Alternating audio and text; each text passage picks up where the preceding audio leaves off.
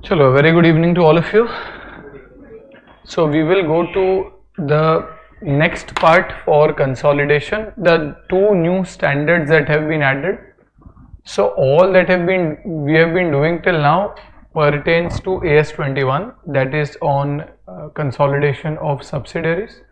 Now we are looking at two other special types of entities. One is associates, for which AS23 is applicable, which we will do in today's class.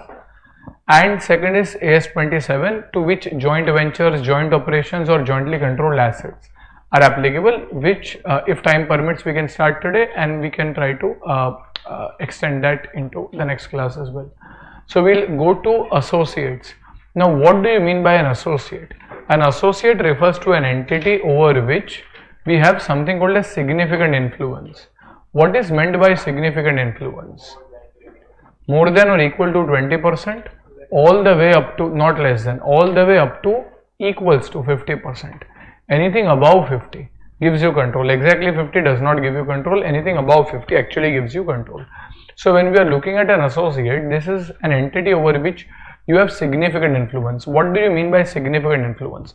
It means we are having the ability to participate in the policy making.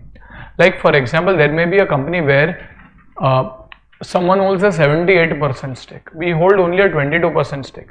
Now 78% stake, that party is controlling the company. However, with a 22% stake, we do have a say. We do have participation.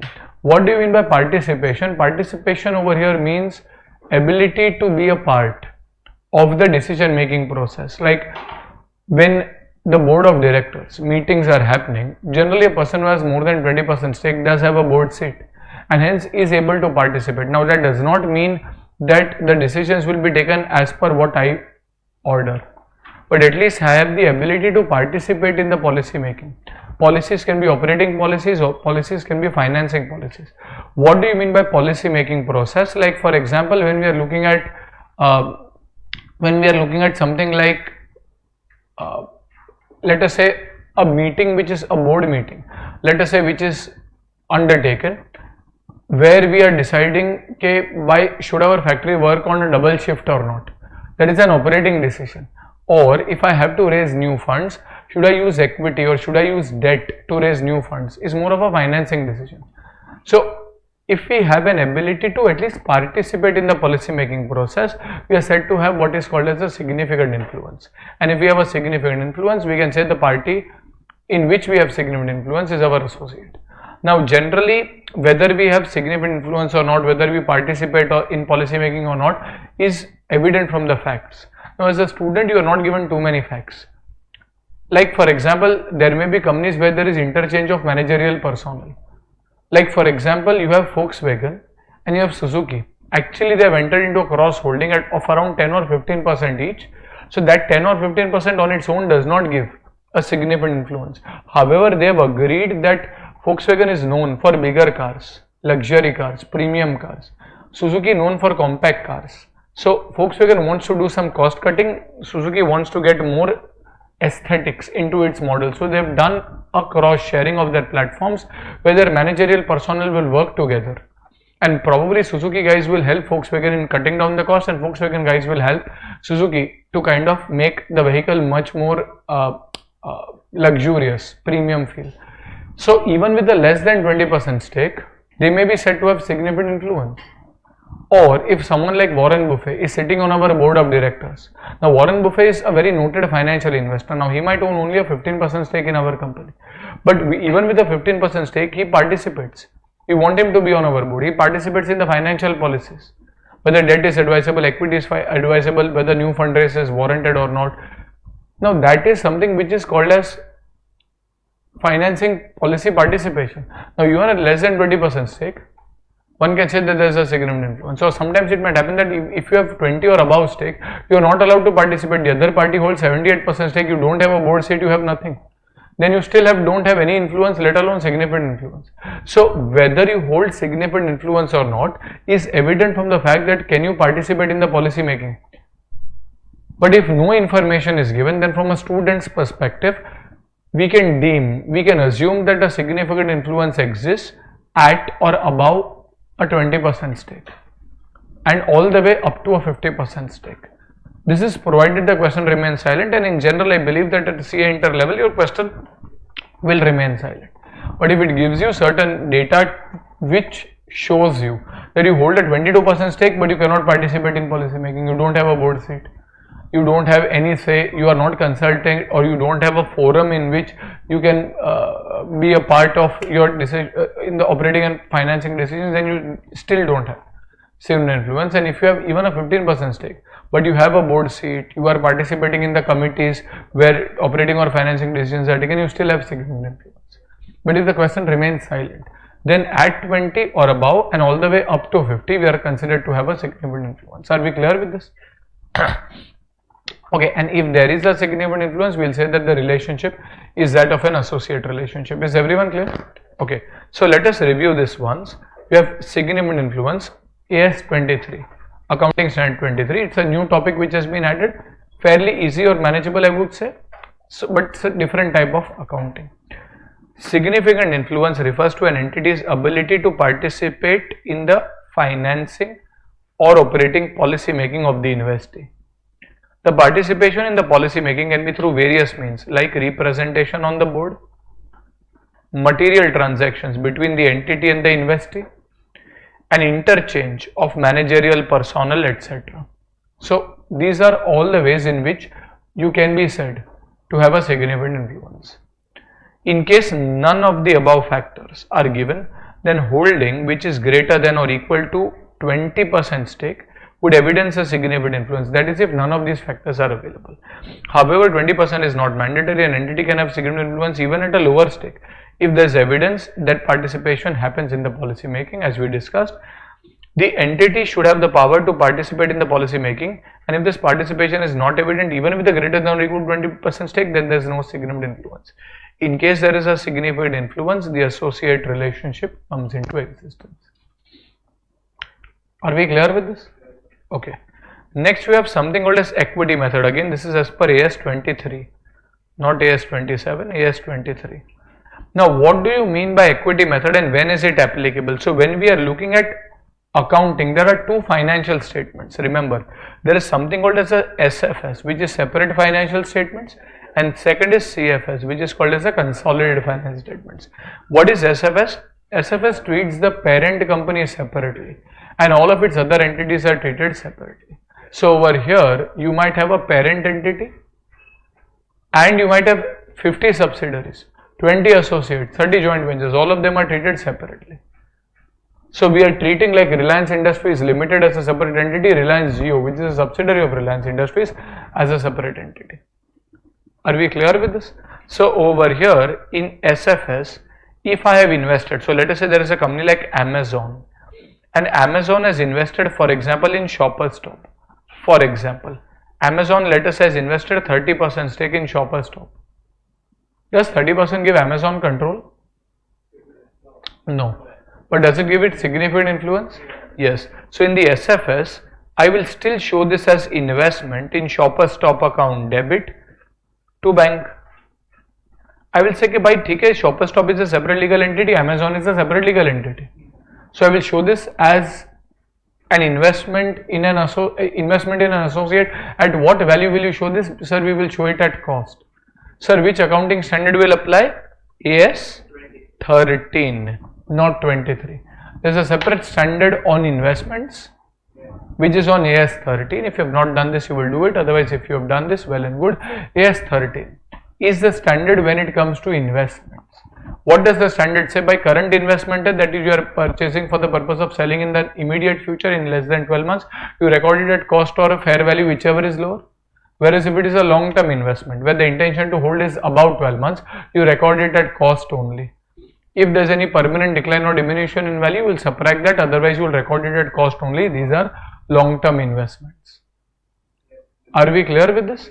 Yes, okay. So the accounting for investment in subsidiary, investment in associate, investment in joint venture, everywhere in your separate financial statements, they are separate entities. Even if you open Reliance Industries Limited balance sheet and Reliance Jio will be shown as investment in the separate financial statements, standalone financial statements, they will be shown at cost. Are we clear with this? All that we are studying, AS21, AS23, AS27, all of them applies in which books of accounts?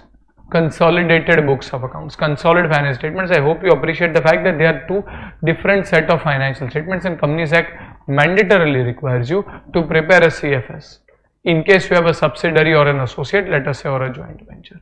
So over here, let us assume you have a subsidiary as well, you have an associate as well. Still, your investment in associate will be shown as per AS13. Acha, if यहाँ पे instead of 30% stake, if I was holding a 100% stake, can I say still in my separate finance statements I will show this as investment in subsidiary only? Yes, it will still be shown as investment in subsidiary, will still be shown at cost, and from this you will subtract less a permanent decrease or diminution in value if the case may be. But when I go to subsidiaries, we have completed the subsidiary consolidation earlier. When I go to subsidiary consolidation in my CFS, what is the heading that I give? I give the heading H Limited and its subsidiaries. So the finance statements that I prepare is for H combined with its subsidiaries. And as a result, will I still continue to show the investment, or will I eliminate the investment while preparing the CFS? Eliminate. I will eliminate the investment while preparing the CFS. So if investment is to be eliminated, something has to be taken over. Instead of investment, what will I take over? Assets of the subsidiary, liabilities of the subsidiary, 100% of assets, 100% of liability. Even if I hold an 80% stake, the remaining 20% is generally shown as what? Minorities interest. Are we clear with this? Acha, now let us say we hold a 30% stake in Shoppers Stop. Please pay attention, I want your understanding now. In the consolidated financial statements, individual statements so chhod dete, that's fine, you are not even going to be asked directly over here. When I go to the consolidated financial statements, we have not studied what AS23 tells you, we have studied what AS21 tells you. What do you guys think? Will the same principles of AS21 apply? Will AS21's consolidation standard, will I still take over all assets and all liabilities of the associate? No? But I have significant influence, right? I don't have control, so what? That is right. I cannot direct what is to be done with the asset. Direct means अपने पास दादागिरी कर सकते. We have the power to do what we want. If there is a plot of land which the associate holds, I have a 30% stake, maybe someone else has a 70% stake.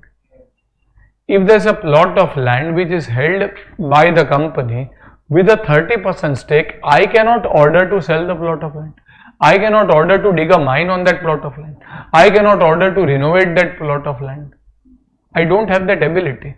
However, if the controlling parties are deciding what is to be done with that land, with a 30% stake, I at least have a forum, a platform where I can go and participate and voice my views. And hence I can participate in policy making, but then to say that chalo I will consolidate all assets and liabilities, show that in my, no, that is not correct.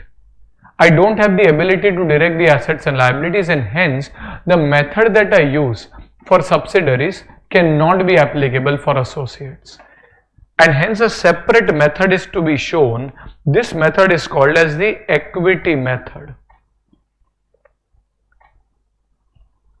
This method is to be called as the equity method of accounting. Now, what are the core features of the equity method of accounting? First of all, assets and liabilities. What will I say? Let me just put it on a new slide. If I look at the equity method, this is a new method that you are studying. Sir, but when will this method apply? Well, this will apply as per AS23 in the CFS of the investor who holds significant influence, that is associate. So over here, this is equity method which is applicable in the CFS of the investor. This is applicable for investments in associates. Now, when will I say that there is an investment in an associate? I'll say that there is an investment in an associate if I have a significant influence, that is if I have a more than or equal to 20% stake up to a 50% stake. In this case, you have to follow equity method. What is the features of the equity method? First of all, assets and liabilities. What do you guys think? Taken over or not taken over? Sorry? 30% of assets taken over, 100% of assets taken over, or nothing taken over? Very nice, not taken over. What is the logic of not taking over assets and liabilities? Well, there is a separate legal form in the middle. Sir, वो तो subsidiary में भी था. हाँ, but we looked at substance over legal form. We said, ठीक है यार, in legal form there is a separate company. However, in substance, we have the ability, we have the remote control on what we want to do with the assets and liabilities of the subsidiary. We don't have that remote control for the associate. And as a result, it is not advisable to bypass, lift the corporate wheel and say that, okay, their assets are my assets. No, they are not your assets. It is an asset of the associate only. Which means, in subsidiary, when I prepare CFS, do I eliminate the assets and liabilities? In subsidiary, sorry, do I eliminate the investment and show the assets and liabilities? In subsidiary, yes. In associate, should I eliminate the investment and take over the assets and liabilities? No, I will not take over the assets and liabilities, but what about investment? Sir, investment will continue to appear. Investment will continue to appear. And that is why when we prepared our sums and when we did our sums for associates, we wrote the heading H Limited and its subsidiaries. We did not write the heading H Limited and its subsidiaries and its associates. No. Associates, even in consolidated financial statements, will be shown as investment in associates only.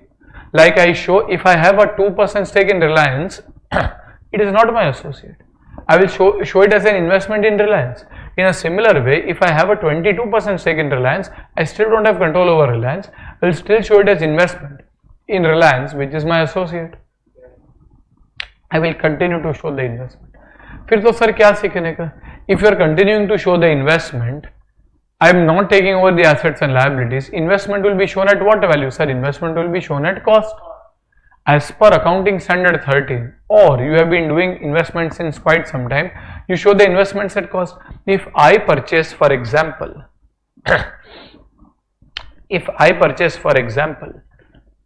X purchases, or Amazon purchases a 30% stake in Shoppers Stop. Let's say there is Amazon purchasing in Shoppers Stop 30% stake on 1st April 23 for, let's say, 350 rupees. In the CFS of Amazon, sir, why would Amazon prepare CFS? Maybe it has a few other subsidiaries as well. In the CFS of Amazon, equity method will be followed. And what is the feature of equity method? Sir, asset liability is not taken over. So on 1st April 23, if an entry was asked, I would still pass the entry investment in Shoppers Stop account debit 350 to bank. 350. Are we clear with this? As per AS 13, in my SFS also I would have passed the same entry.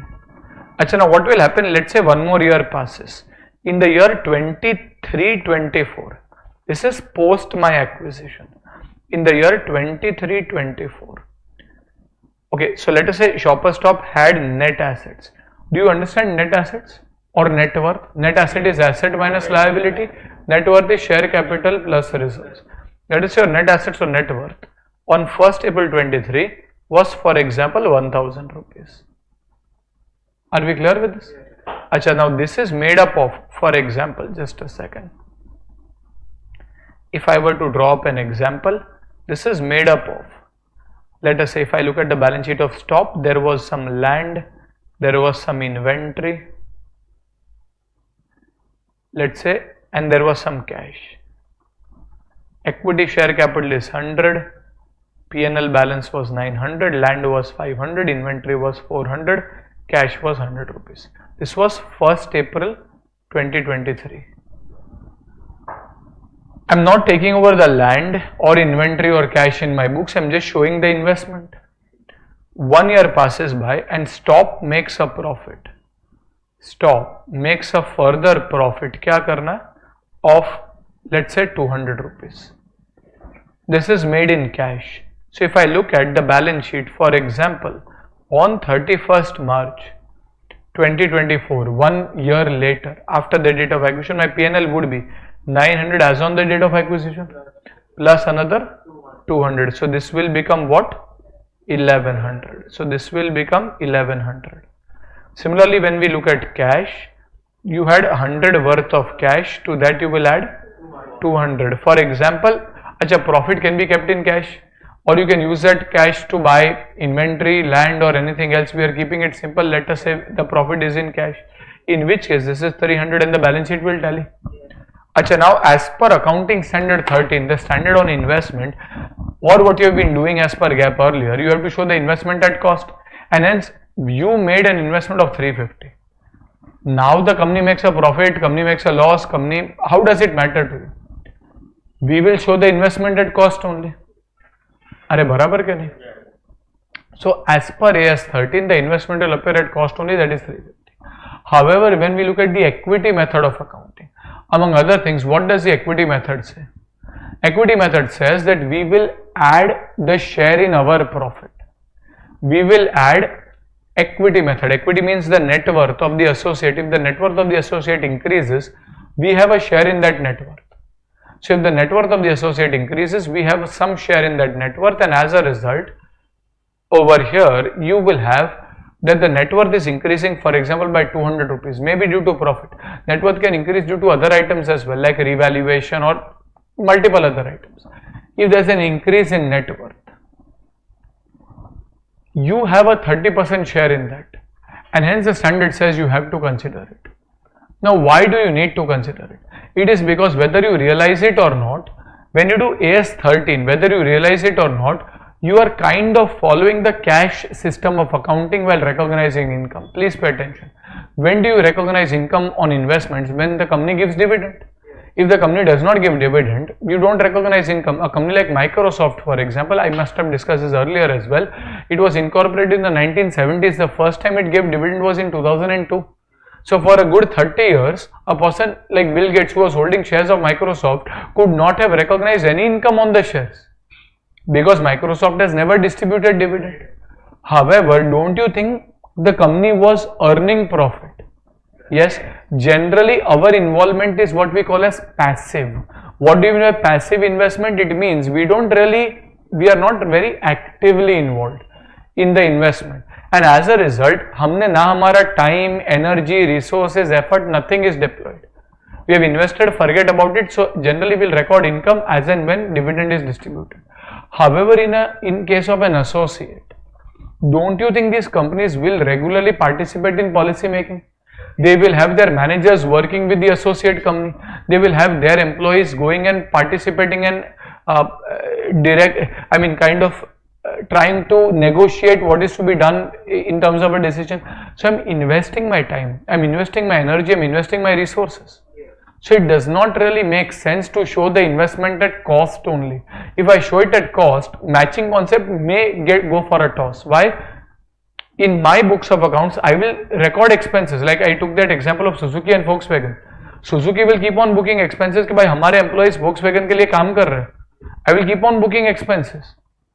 कोई बोलेगा why are you doing so much expense? अरे Volkswagen is making some profits. Do I have a share in that? Yes.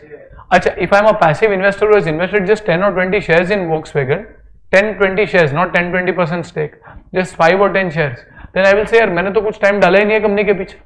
I have not spent anything, तो ठीक है, there is no cost, there is no income.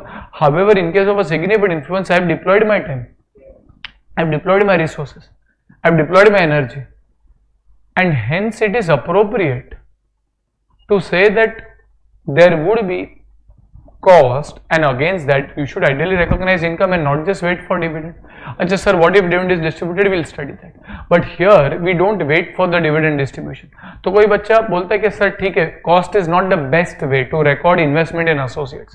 So let us record market value. Let us say Shoppers Stop is listed. Shoppers Stop would have market price.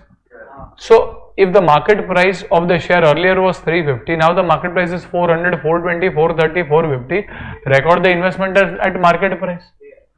So rather than following equity method, rather than recording it at cost, rather than recording it at cost or market value, whichever is lower, you record it at market value. This is also not appropriate. Why? Because typically investments in associates are long-term investments. They are not trading investment कि भाई चलो price बड़ा बेच देते. They are not trading investments. They are long-term investments, and hence the day-to-day changes in market prices don't really affect your share. Like saying Honda had invested 26% in Hero Honda Limited.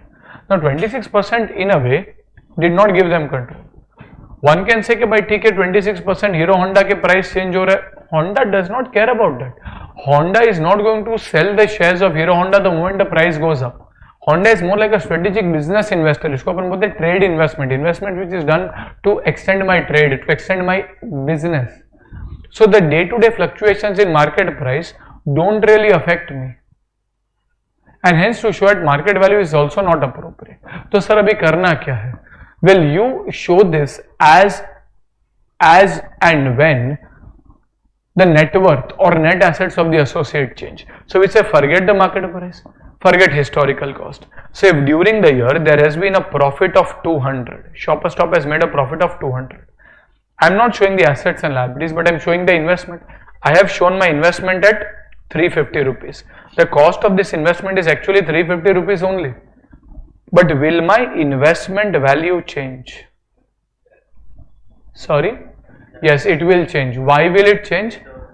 Because of the profits earned. The profits can be revenue profits, they can also be capital profits. We don't really care. We say net worth में क्या जाता है? Share capital and all reserves. So over here your investment, for simplicity, for the timing, let us say this investment appears at cost on 1st April 23. Acha, if I want to find the balance on 31st March 24, I will also record my share in the profits. But my share in the profits बोले तो double entry pass करना पड़ेगा. On 31st March 2024, my entry would be, acha, has the associate distributed any dividend? No, not yet. But am I still recording profits? Yes, so I will credit what I call as a consolidated profit and loss account. By how much will I credit? Associate made 200 rupees. 200 into, perfect, that is my share, 200 into 30%, that is equal to 60. Then what will I debit? Well, I can't debit bank because money is not yet received.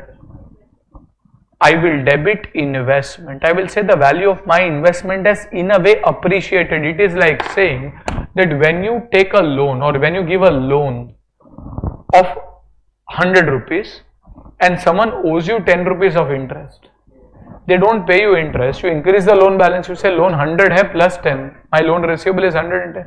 In a similar way I invested. During the year they made 200 profit after my investment. That was the period when I had significant influence. They did not pay me 200 into 30%, but eventually that will be distributed, but the profit is earned now. I don't want to follow cash system, I can follow accrual system. I am investing my resources as well, and hence what will I debit? Investment. In stop account debit 60 rupees, and hence if I look at my investment, this will be plus share in profit of the year 23-24, 60 rupees, and hence this will come to, for example, 410 rupees. Are we clear with this? So a very important point over here would be that I will increase my investment. I will increase my investment in the associate company. I will increase what I record as the share of investment. But this is one effect, that is a debit effect. You also have to give the credit effect. The credit effect will go where? Consolidated P&L. Like when we looked at subsidiary, we used to start with the standalone profit of the parent. To that we used to add plus share in the post-acquisition profits of the subsidiary. Here you will add plus share in the post-acquisition profits of the associate. अरे बराबर क्या नहीं? And hence this is called as the carrying value. Carrying value of the investment in associate, that will be shown in the consolidated financial statements. Are we clear with this? Any problems here? No. So this is regarding the carrying value of the investment. Okay. Now when we are looking at associate, acha, next year let's say another 100 rupees is earned. What will I do? 100 into 30% investment account debit to consolidate profit and loss. But is it possible that at the start of the next year nothing is earned? 24-25 में हम चले गए. Nothing is earned but dividend is paid. Let us say 100 rupees of dividend is paid. If dividend is paid, typically, hold on, in my standalone books I record dividend income. In my standalone books I record dividend income. Remember, standalone books are different, consolidated books are different. In my standalone books I will pass the entry bank account debit to dividend income. 100 into 30%, that is equal to 30. Okay, but in my consolidated accounts, what do you guys think? Can I again record a dividend income? 100 into 30%, I am receiving the dividend. Let us say on 1st April 2024, that is in the year 24-25, the company declares and even pays dividend of 30 rupees. 100 it is paid, 30% is our share. So bank account debit, मेरे bank में actually पैसा आ रहा है. Bank account debit 30. What will I credit? Can I credit dividend income and take it to the P&L account? Yes or no? No, you can't. In my consolidated accounts I can't. Why?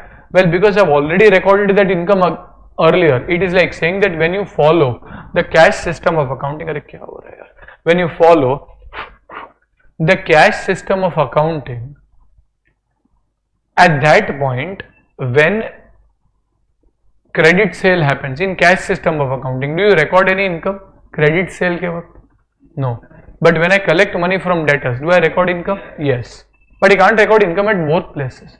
When I follow accrual system of accounting, can I record sales or income when the credit sale happens? No. When I follow accrual system, can I record sales or income when the credit sale happens? अभी अपन ने डर चुके हैं. When I sell goods on credit, can I record the sales? Yes. But when I collect money from those debtors 3 months later, can I again record income? No, my entry is earlier debtor account debit to sales and then bank account debit to debtors. I can't record income twice. It is like saying that 200 rupees into 30%, that is 60 rupees is already recorded as income. Out of that 200, 100 का dividend is paid out. And वो 100 में से 30%, that is 30 is my share. But I've already recorded 60 as income. Out of it 30 was a part. I said, यार ये साल में 60 rupees was earned. You pay me 60 rupees. You did not pay me 60 rupees. So what? I recorded income. Now when you pay me that 60 rupees or you pay me a part of that, let's say 30 rupees, I can't again record it as income. It is a collection. So bank account debit. Achha, in credit sale, I have already created debtor account debit to sales. I collect money, I record bank account debit to debtors. In this case, debtor are not created, but investment was debited. I said by investment sum I have to recover 60 rupees. Out of it 30 is recovered. So in my consolidated financial statements, what must be the entry? Bank account debit 30 to investment. I will credit the investment. In my separate financial statement, have I recorded 60 of income? No. I have recorded investment at cost only. Now when 30 is received, can I record investment income? Yes. When you do AS13 investment in associates, you will record dividend income as income. But when we do AS23, you have already recorded your share of profit. Dividend is paid out of that profit. And as a result, it cannot again be shown since you have already shown the income on an accrual basis. So over here, for example, on 1st April 24, if a dividend is paid of 100 rupees, then your entry in my CFS, for example, on 1st April 24, the very next day would be bank account debit to investment. अगर आपको इसमें doubt आता है तो you should ask yourself that if this was a loan on which 100 का loan था and 10% interest, that is 10 rupees was interest accrued, 100 plus 10, that is equal to 110. In the next year, if I recovered 5 or 10 rupees of interest, I will not again show interest income. Let's say bank account debit to loan. अरे बराबर क्या नहीं? In a similar way, this is investment. in stock. So this is for example 30. So one can always say कि भाई ठीक है यार, you showed this, and then let us say less dividend received will be subtracted. When will you subtract dividend? When the right to receive gets established. When we get the legal right to recover dividend, or we have received the dividend, not merely once it is proposed by the board. If it is proposed by the board, it has to be approved by the shareholders for it to be legally enforceable. So over here, this is what? 380. This is on 1st April 24, the revised carrying value. Now what did we learn out of this? Well, in essence, we learned that investment will continue to appear, but in that investment you will add your share in the post-acquisition profits. These profits may be of a revenue nature. These profits may also be of a capital nature. Like capital reserve is also a part of your overall equity. It is not saying distributable profit method, it is saying equity method, which means आपके overall equity में, equity is shareholders funds, उसमें जो भी change आ रहा है, your share of that should be considered. Add your share in the post acquisition profits. अच्छा, but what if there were losses? What if in the next year there's a 200 rupee loss? Like I add my share of the post acquisition profits, will I deduct my share of the post acquisition losses? Yes, even in subsidiary, if there was a loss, I would have reduced my share of the losses. That is the same rationale or logic that needs to be applied even over here.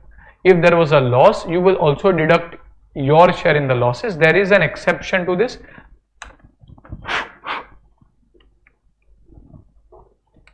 There is an exception to this, but for the time being, we can say that similar treatment should be applied to post-acquisition profits, and it should be applied even to post-acquisition losses.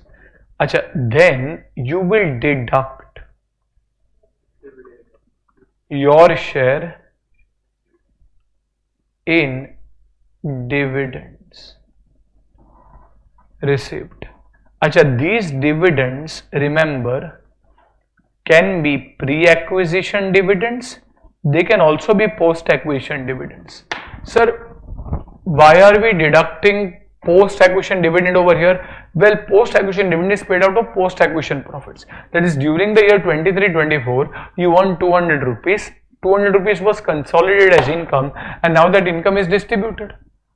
And once the income is distributed, you will reduce it. Are barabar kya? Second is, sir, what is a pre-acquisition profit? If you have done subsidiaries, you should be aware. But otherwise, what is a pre-acquisition profit? Pre-acquisition profit is profit which is prior to the period, prior to the date of your acquisition. So let us say there was dividend which was distributed out of profits which were already earned till 2023, till 31st March 23. Like for example, you acquired for 350 rupees 30% stake on 1st April 23, and then by 10th of April 23, in the next 10 days, the company pays out dividend. Now your name appears on the register of members, and as a result you will get the dividend. Now but that dividend is paid out of the profits of the year 22-23. You were not the shareholder in the year 22-23. So this is called as dividend paid out of pre-acquisition profits. Acha, what does AS 13 teach you? Or we have even done this when we did subsidiaries. If dividend is paid out of pre-acquisition profits, what should you do?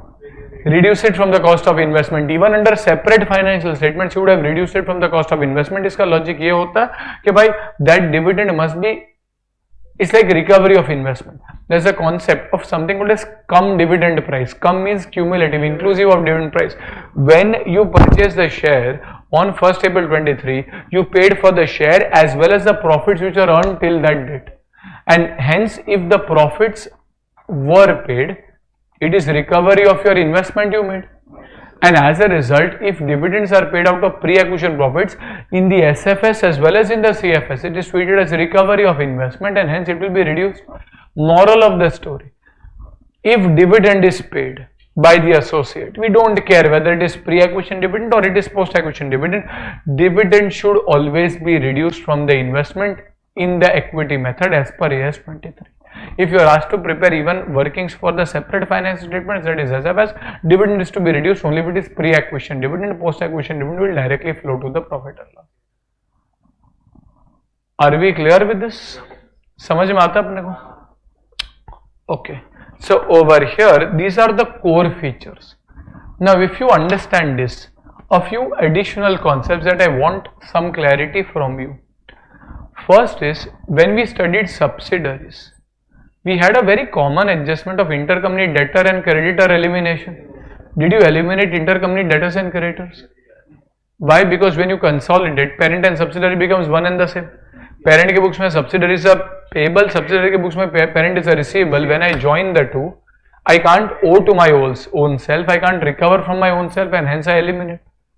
You guys tell me, in case of associate accounting, will a similar adjustment happen? Like in the investor's book, the associate is a payable. In the associate's books, money is receivable from the investor. Will there be intercompany elimination of intercompany debtors and creditors in case of associates? Why no? Reason बताए. We don't have holding over that. It's not our company. So what? Why should you not eliminate intercompany assets and liabilities? Technically, separate legal entity. Fair enough. That's one point, but the most clear reason for that would be you don't take over the assets and liabilities. When will you eliminate? Amalgamation, consolidation, why do you eliminate? Because you take over the asset and liability. अगर सामने वाले के books में I am a receivable and when I take that in my books, I'll say, yeah, this is a receivable from my own self. And hence I cancel. But here though we are saying that we don't take over the asset and liability of the associate. If I don't take over the asset and liability of the associate, there is nothing to eliminate. It is their asset only. हाँ sir, but you should eliminate. Why should you eliminate? As you rightly pointed out, it is a separate legal entity. Subsidiary it is one and the same. Amalgamation becomes one and the same. But in case of associate, it is a separate legal entity. I can very well have a receivable or a payable against a separate legal entity. By the way, in that I hold a 30% stake. So what? I can still have a receivable or payable, and hence there will be no intercompany elimination of debtors, creditors, bill receivable, bill payable, loan given, loan taken. No intercompany elimination. However, when there is some unrealized profit in stock, acha, do I take over the profit of the associates? Do I take over my share? Barabar bole, but do I take over the profit? I don't take over asset and liability, but I do take over profit. So if the associate has sold goods to the parent and parent is unable to sell it to an outsider, for example, associate के books में profit is still there. And I have taken over the profits, but a part of that profit is unrealized. And as a result, should you eliminate the unrealized profit? Yes, unrealized profit in stock has to be eliminated, sir. But आप अभी बोले debtor creditors not to be eliminated. हाँ, उसमें कोई unrealized profit था ही नहीं. That was an asset and liability. I don't take over asset and liability, and hence I cannot eliminate it. But when I look at unrealized profit, I take over profits, and as a result, I should eliminate my share of the unrealized profit. Institute इतना detail में usually जाएगा नहीं. At least they don't have sums on that. But if they do, you should be aware. यहाँ पे upstream unrealized profit elimination is very clear. Downstream students may have doubt, but before we go into that much detail, we'll first have the broad understanding. Institute does not even discuss this at too much length. There's no sums on these. But these are the core features. So over here, one can say that yes, intercompany debtors, creditors, no elimination. Intercompany debtors / creditors,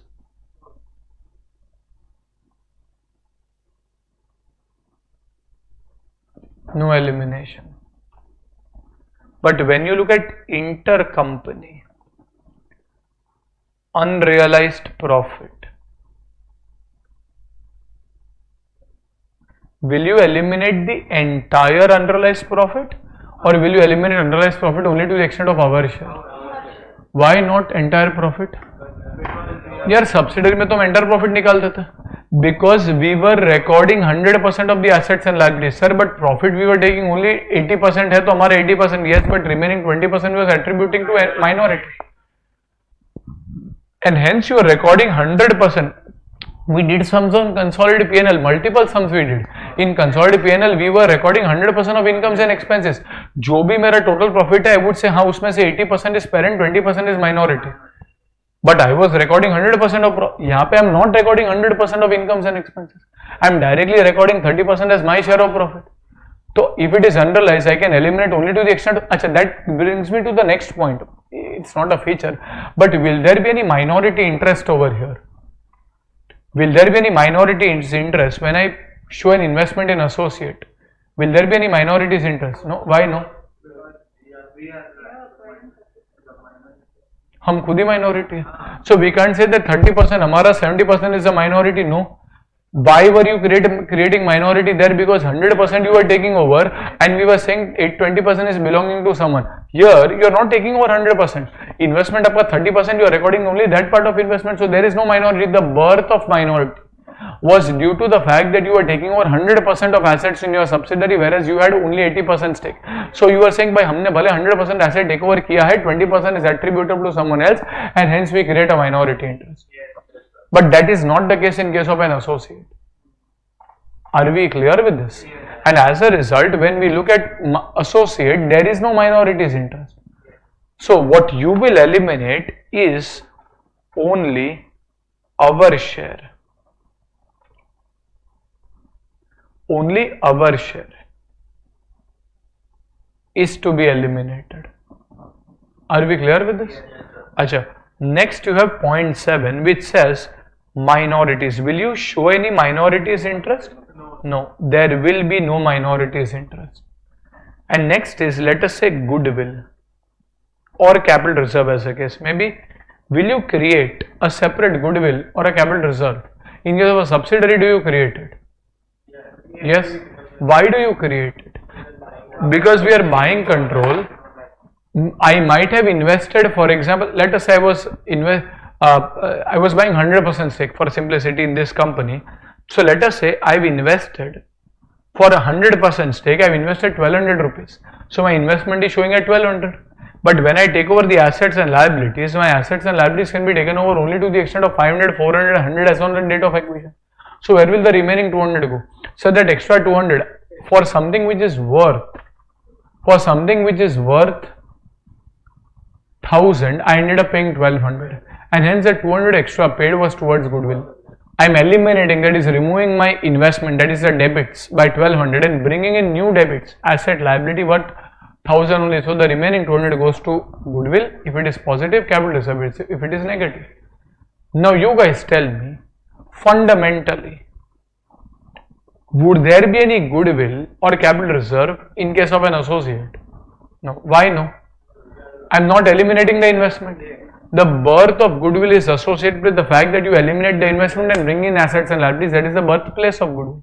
If I am not eliminating the investment in the first place, there is no question of creating or showing goodwill separately.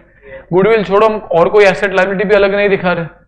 And hence, will there be a separate goodwill to be shown as a part of intangibles? No. Ideally, no. Ideally, there should be no goodwill. However, what does the institute say? What does AS23 say?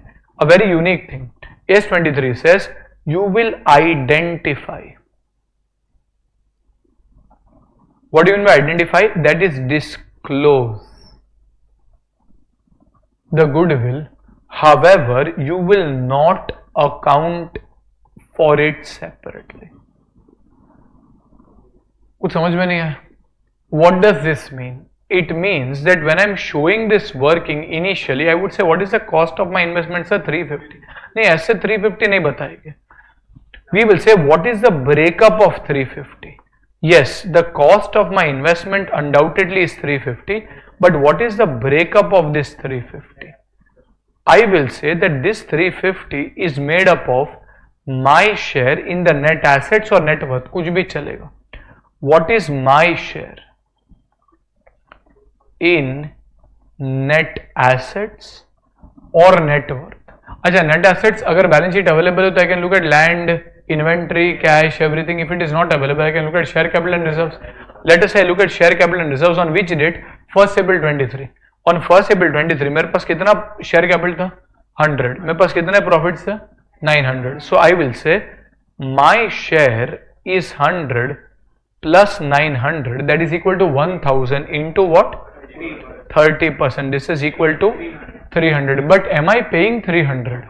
No, I am paying how much?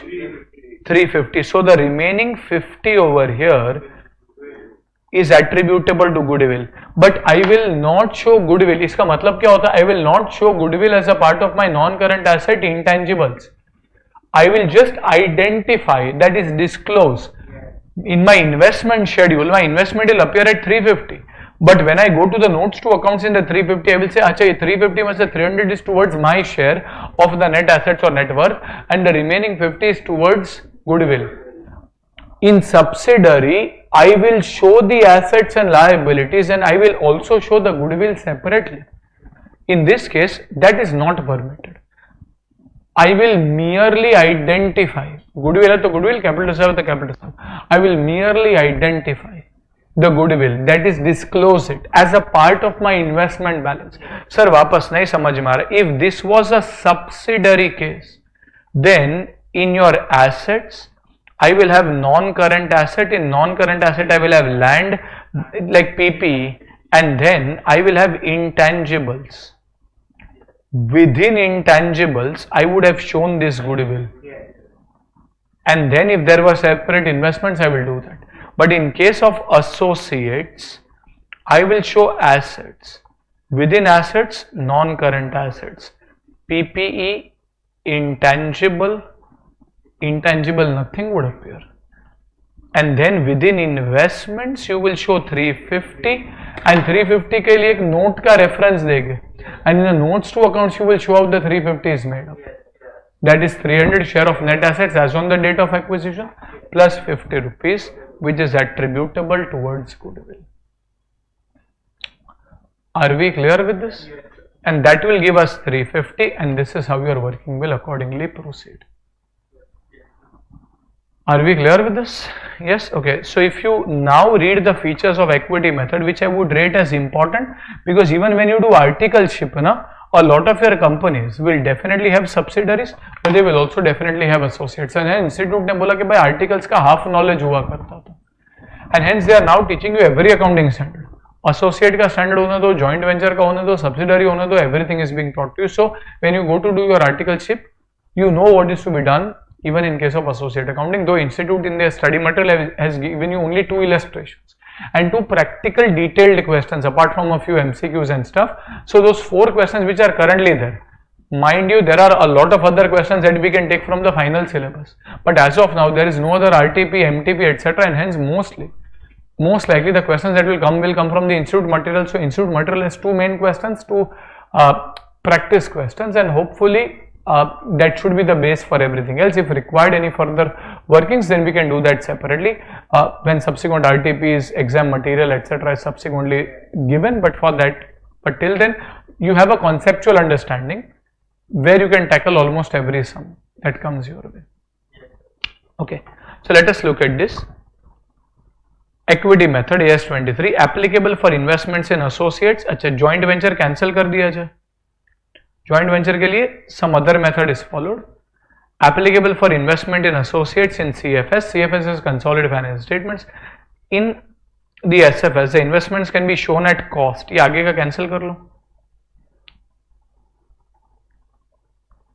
In the SFS, the investments can be shown at cost into bracket AS13 bracket closed.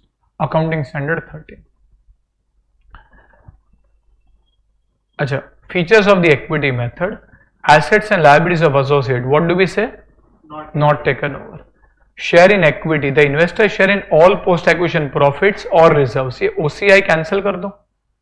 There is nothing called as OCI currently for you.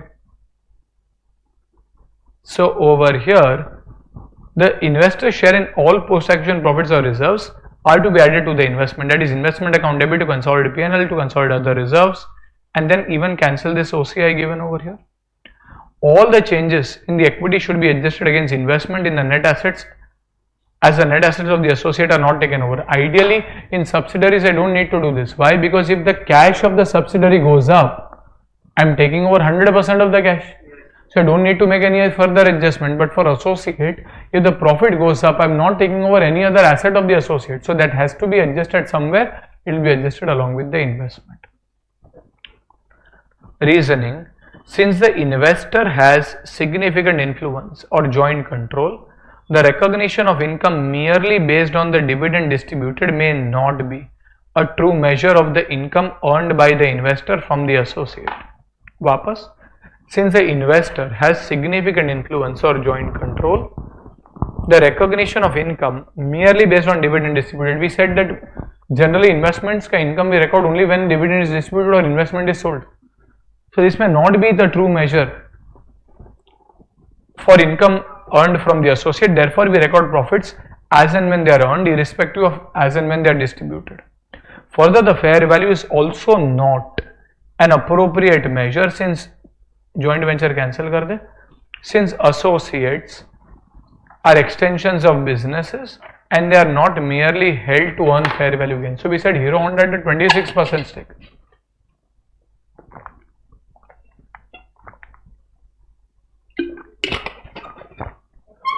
They will not sell this 26% stake the moment price goes up. They are interested in selling motorbikes in India. They will gauge their performance on how much profit they are earning by selling motorbikes and not just by looking at market price. So fair value is also not a good base, cost is also not a good base, and hence we try to follow the equity method. Dividend received should be directly adjusted against the carrying value of the investment as it is treated as recovery of investment and should not be credited to the consolidated P&L account. So it is bank account debit to investment for both pre and post acquisition dividend for both of them. When you look at intercompany debtors and creditors, these are not eliminated as we do not take over the net assets of the associate. You don't eliminate them as you don't take over the net assets. Intercompany unrealized profits of the associate are taken over, and hence any unrealized profit on both upstream and downstream transactions should be eliminated to the extent of the investor share only. Upstream is generally clear with students. Why? Because upstream mein profit is with the associate, inventory is with the investor.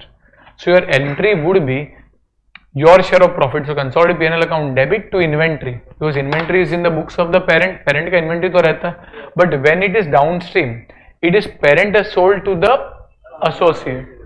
Now associate inventory you don't take over. Associate ka inventory you don't take over. So you will say consolidated P&L account debit, again your share. But what will you credit? Well, you have to credit it against the investment only, because ideally it is the profit sitting in the inventory of the associate, but you don't have the inventory of the associate, so you eliminate it against the investment.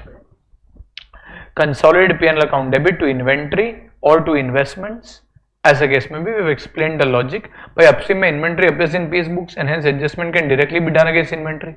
In downstream, inventory appears in A's books and since A, that is the associate's assets, are not taken over, adjustment is done against investment. ICAI has remained silent on all of this. They have just mentioned one small sentence ke bhai, they have mentioned that if in case there is any unrealized profit, you will have to eliminate it to the extent of your share. From where to eliminate it, they have remained silent. You have taken reference from the final CA material and taken institute's treatment in the final CA material for your understanding over there, just in case it lands. They've just mentioned at inter CA level one sentence ke bhai, if there's any unrealized profit, you eliminate it to the extent of your share. From where to eliminate it, wo sab kuch bhi nahi pata. But this is what institute does at final CA, so we kind of extrapolate that even into your inter CA. Acha, then comes the important thing. By goodwill ka kya karna hai? Identify the goodwill at the date of acquisition. Identify means disclose. This implies that goodwill should merely be disclosed along with the investment. However, goodwill should not be shown as a separate line item in the balance sheet. You will merely disclose it. Goodwill in case of associate can be calculated by preparing the goodwill workings, that is similar to goodwill workings using net worth, or you can take purchase consideration less proportionate net assets at fair value. If available, that will give you goodwill. So what we did was, we calculate goodwill by the net worth method like you do in subsidiaries, comparing it with your share in equity share capital pre-acquisition reserves. Alternatively, if you don't have share capital in reserves and you have net assets worth 1000, you can directly say, bhai theek hai, 1000 hai net assets, utna hi net worth hoga. 1000 into 30% is 300. 350 and 300 ka difference is 50 rupees goodwill. the fair value adjustment, initial and subsequent, would be done in the same manner as that of subsidiary. Like in case of a subsidiary, we did fair value adjustments if plant and machinery was worth more. So your goodwill will truly represent your book value of your assets may be 1000, but the fair value of those assets may be 1100. Then what you are paying is 350, that has to be compared with 1100 into 30%. 330, and hence the extra 20 will be shown as goodwill. Can't say 50 is goodwill. Yeah, because हम जो pay कर रहे 350 is not just based on the book value, it is based on the fair value of the assets and liabilities. अरे बराबर क्या? अच्छा, so this is an important adjustment. And then comes losses. We have discussed this briefly. If you have share in profit, will you consolidate with the investment your share in the profit?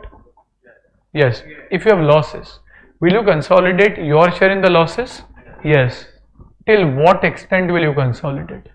Till the time the investment becomes zero. After the investment becomes zero, do you have to record anything? The answer is no. Why? Limited liability principle. I've invested somewhere in fully paid shares. If they don't earn enough profits, so be it. I mean, if they earn losses to such extent that my entire investment is wiped off, it becomes zero. कल उठ के there are further losses. Like for example, in this case, suddenly company के ऊपर एक बड़ा lawsuit लग जाता है, and there is a loss that the court tells the company to pay. For example, 1500 रुपए का पेमेंट करने को बोलता है. अभी I don't have 1500 rupees. Entries P&L account debit to liability payable 1500. 1500 का लॉस हो गया. There is a 1100 minus 1500, 400 rupee loss.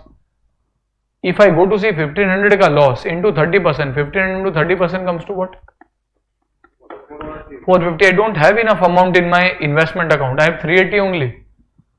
I can't make it 380 minus 450, that is a negative 70. If I do negative 70, I am telling the reader that as an investor, I will have to pay 70 more. I don't have to pay 70 more. And hence I will restrict it to 380. That is till the time the investment becomes zero. Remember, we did that adjustment on negative minority. That exact funda appears even over here. Yes, okay. So over here, the share in post-acquisition losses of the associate should be adjusted in the same manner as the post-acquisition profits. However, the carrying value of the investment after adjusting these losses cannot be negative. While doing this adjustment, the other long-term interest of the associate need to be considered. For the timing, you can cancel this at CA inter level.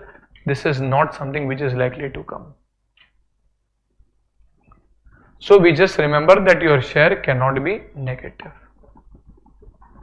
Are we clear with this? Yes. Can we go to the questions? Acha. We'll go to the questions. We are on page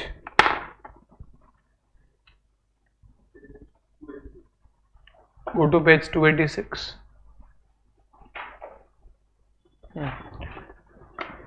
So we have even given the solutions here. We can even solve and try this, but otherwise solutions are given over here as well. So let us go to question number 1. Are we there? Question number 1. Yes. Acha. A Limited acquired 45% of B shares on 1st April 2011. Acha, 45% gives me what? Significant influence, and the price paid was 15 lakhs. Following are the extracts of the balance sheet of B as on 1st April 11. You have the paid up equity share capital, securities premium, reserves and surplus. B Limited has reported net profits of rupees 3 lakhs and paid dividend of rupees 1 lakh for the year ended 31st March 12. Acha, what was the date of acquisition? 1st April 11. B has reported net profit of 3 lakhs and paid dividend of 1 lakh for the year ended 31st March 12. Is this dividend and profits post the acquisition or pre the acquisition? This is profits for the year ended 31st March 12. Is that post acquisition period or pre acquisition period? Post acquisition. Your acquisition happened on 1st April 11, and hence these are profits of the year 11-12. That is post your acquisition. Calculate the amount at which investment in B should be shown in the consolidated balance sheet of A as on 31st March 12. Okay. Go to question number 1. page 286. So you will have investment in A.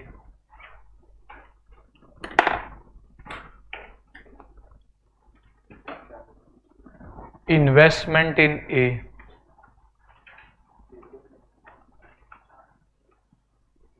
On 31st March 12 in CFS.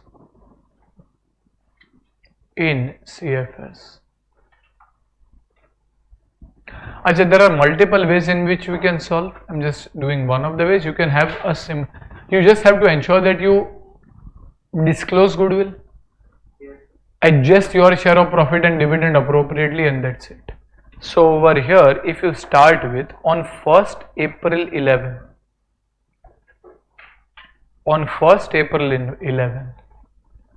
Achha, you will try to find your share in net assets / net worth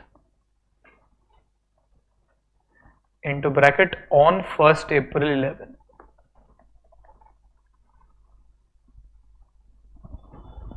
अच्छा, यहाँ पे दो columns रहेंगे, rupees and rupees. You will put this in the inner column.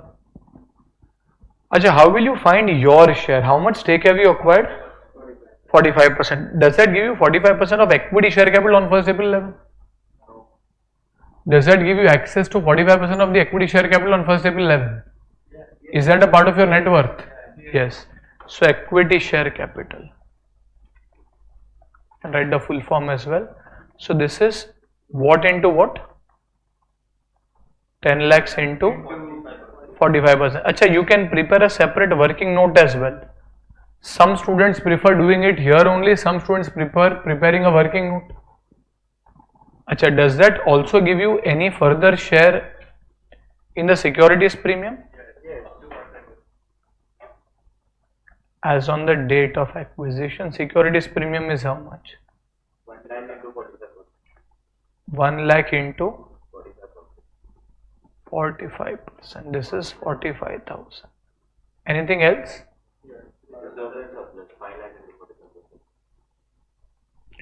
Reserves and surplus. 5 lakhs into 45% comes to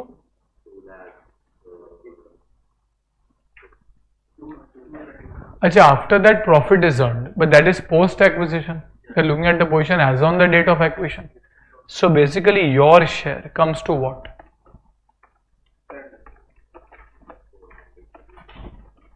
7.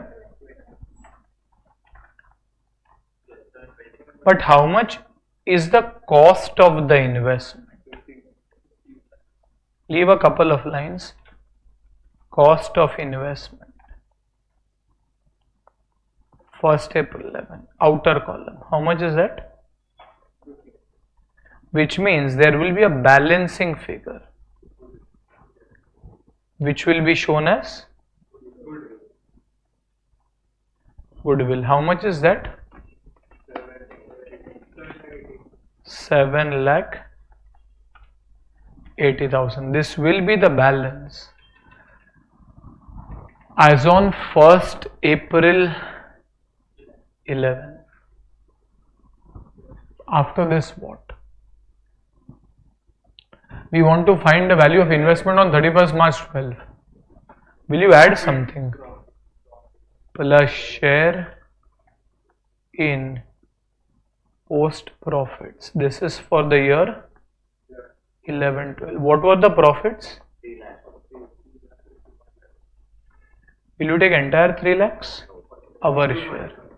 How much is that?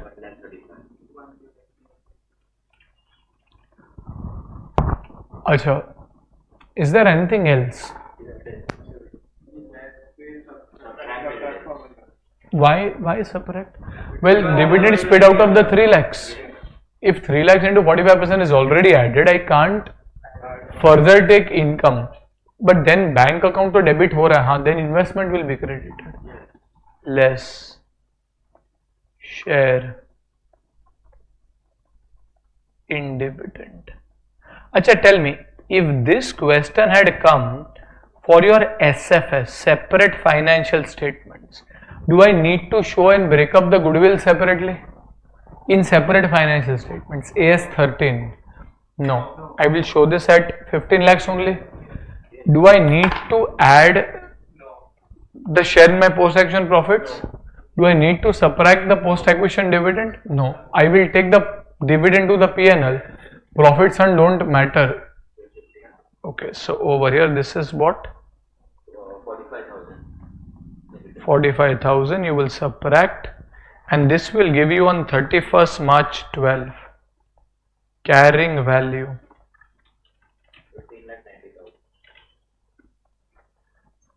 of investments. How much is that? 15,90,000. Are we clear with this? So that takes care of question number 1. If you see this question, I think they have shown the goodwill working in a separate working note. We can prepare a working note or we can do the working directly, whatever is comfortable. So this is goodwill coming to 7,80,000. Investment in associate share of net assets, add goodwill, so this is cost of investment, add profit less dividend, and this will give you carrying value 15,90,000. Good to go? Achha, that is question 1. We'll go to question number 2, please.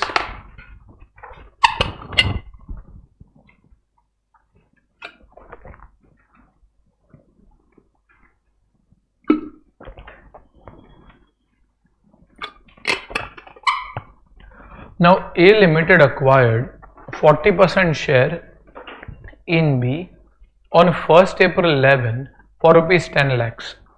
So this is a 40% stake, 10 lakhs. On that date, B had 1 lakh equity shares of rupees 10 each, fully paid. That's a share capital of 10 lakh rupees and accumulated profits of 2 lakhs. During the year 11-12, B suffered a loss of 10 lakhs, and during 12-13 a further loss of 12 lakh 50, and during 13-14 again a loss of 5 lakhs. Okay. Show the extract of the consolidated balance sheet of A on all the 4 dates recording the above events. Okay, so either we can show the goodwill as a separate working note like it was there in the last problem, or you can do the working directly. Here we can show the working as a working note like so as to just kind of also understand the method institute does. वहाँ पे अपन निकालेंगे, let us say question number, what is this? Working note 1, calculation of goodwill / capital reserve.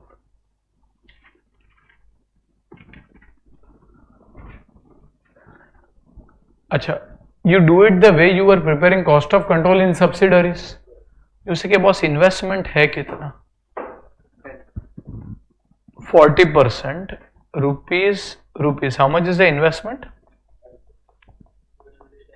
10 lakhs. Less share in net worth. अच्छा, on which date? That is the acquisition date.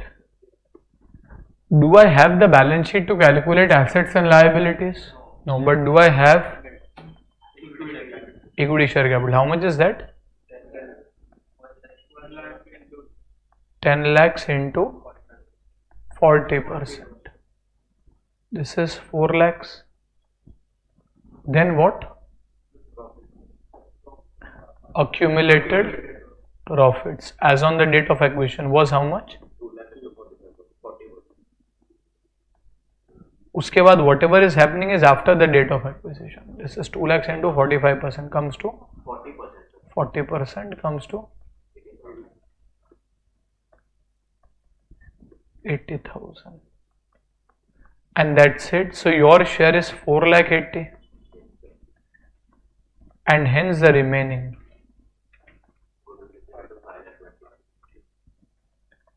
is attributable to goodwill.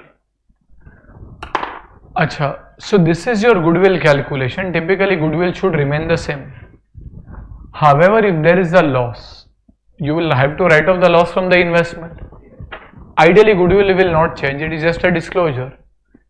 But then if the losses are big enough, your goodwill also has to be proportionately reduced, otherwise क्या हो जाएगा? For example, यहाँ पे भी loss कितना है? Let us orally discuss this once so that you get some perspective. What is the loss in the first instant over here? On your, अच्छा, what is the cost of your investment? 10 lakhs. क्या कर रहे? दो सब mix कर रहे. 10 lakhs. Okay, your cost of investment is 10 lakhs and the loss is also 10 lakhs. If I do 10 lakhs into 40% comes to what? 4 lakhs. 4 lakhs will be added to my investment or subtracted from? Subtracted. Achha, what is the cost of my investment? Now this is the, sorry? Cost of my investment is 10 lakhs. उसमें से 5 lakh 20 is attributable to goodwill. Achha, from this I will subtract 4 lakhs. So my investment becomes 10 minus 4, that is 6 lakhs. One can say by goodwill का disclosure ऐसा कैसे ही रहने देते. Let us not change the goodwill disclosure. The goodwill continues to appear at 5 lakh 20 and remaining 80,000 will be the our share of the remaining assets. But now comes a problem. In the second year you have कितना 12 lakh 50. Now 12 lakh 50 into 40%, 5 lakhs. हमारे books में कितना था? 6 lakhs था. 6 में से 5 you can subtract? Yes. So your investment will appear at 1 lakh only. But can I show investment at 1 lakh into bracket including goodwill of 5 lakh 20? ऐसे कैसे possible है? Goodwill cannot be greater than the amount of investment appearing in your books. And hence the moment the value of the investment falls below the goodwill amount, you will have to proportionately adjust the goodwill as well. You can't show goodwill of 5 lakh 20 against an investment of 1 lakh. Yes, against an investment of 6 lakh you can show 5 lakh 20 goodwill. Against an investment of 10 lakhs, yes, you can show 5 lakh 20 goodwill. But how can you show 1 lakh के investment के सामने 5 lakh 20 goodwill? And hence your goodwill will be how much? Restricted to 1 lakh. 6 minus 5. 1 lakh is the investment value. वही माने के भाई goodwill is 1 lakh. अच्छा, now in the next year, is there a further loss? कितना loss है? 5 lakhs into what? 40%. That is 2 lakh rupees. Do I have 2 lakhs to write off? I have how much to write off? 1 lakh. So my investment will become 0. My goodwill will become 0. There is nothing left anymore. My investment also 0. Goodwill is also 0. And that's it. So the question tells you to disclose that on 4 different dates. Institute has shown this 4 different workings. Can we prepare a columnar working here? Yes. Okay. So write down disclosure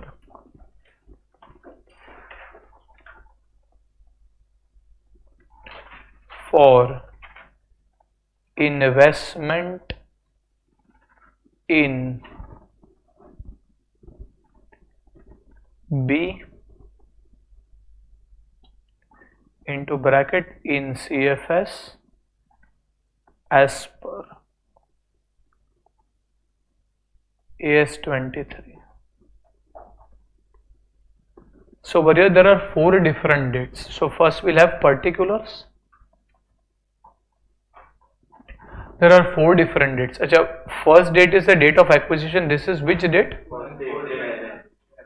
1st April 11. I mean you can have two columns rupees, otherwise एक ही column rupees करके plus minus we'll have 1 column. ठीक है. 1st April, 31st March, make slightly wider columns. 31st March 12, 31st March 13, 31st March 14.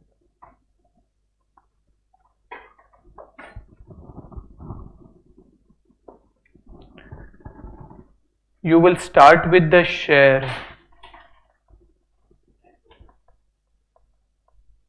in net worth. Have you already calculated that? Leave a line plus goodwill.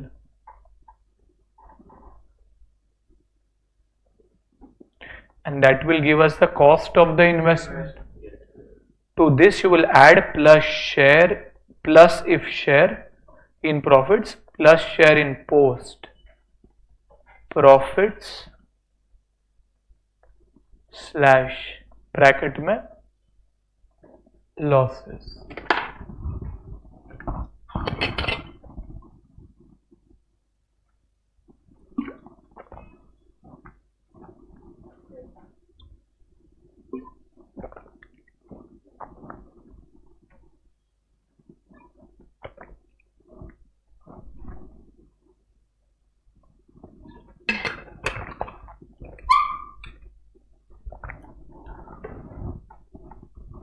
Are we there? The first date we have access directly share in the net worth. We calculated in working note. This is how much? 4 lakh 80. How much is the goodwill? 520. So total cost of the investment is how much? Very first day, so there is no further gain or loss. And hence you have the carrying value. On the very first day, this is 10 lakhs only.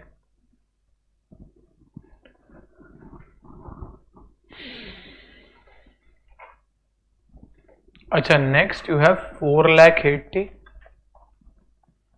5 lakh 20.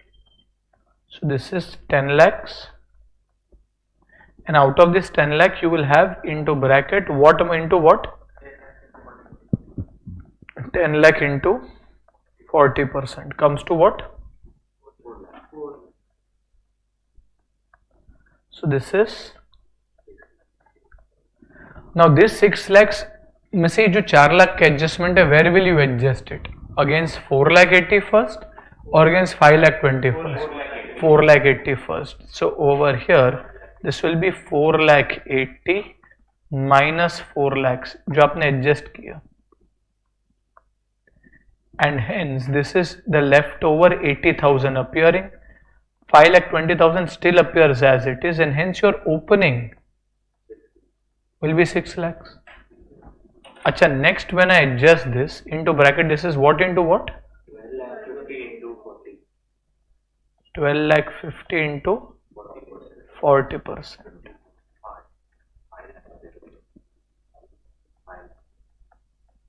5 lakhs, and hence you are left with what? 1 lakh.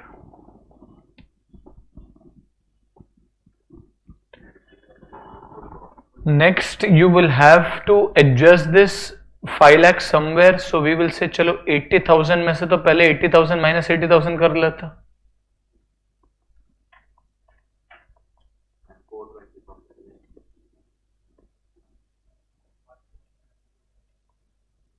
This is 0. This is 520 minus 4 lakh 20. The remaining, how much is that? 1 lakh. Attributable to goodwill. So this is 1 lakh. अच्छा, अभी यहाँ पे क्या आएगा? 5 lakh into 40% restricted to. तो आप जगह नहीं रहेगा तो you, so this is 2 lakhs. Put a asterisk mark and write down. Put an asterisk mark and write down. Restricted to 1 lakh.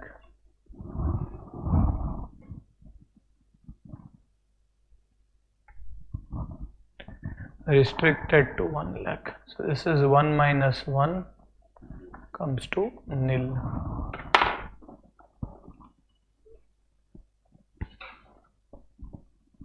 Are we clear with this? Achha, if we just review the printed solution over here, you can see in the first case, as on 1st April 11, this is 480 520. Then 31st March 12, less 4 lakhs comes to 6 lakhs. Achha, in the balance sheet on 31st March 12, if you have to prepare the balance sheet, then balance sheet में अपन क्या दिखाएंगे? 4 lakh 80 minus 4 lakhs, that is equal to 80,000, and the goodwill remains intact. So this is the balance sheet. So they have prepared working note, then balance sheet, working note, then balance sheet. So ये आपका balance sheet का presentation रहेगा. So on 31st March 12, you will show 6 lakhs. But if you have to present at 6 lakhs in the balance sheet, that is 80,000 plus 5 lakh 20. समझ में आ रहा है?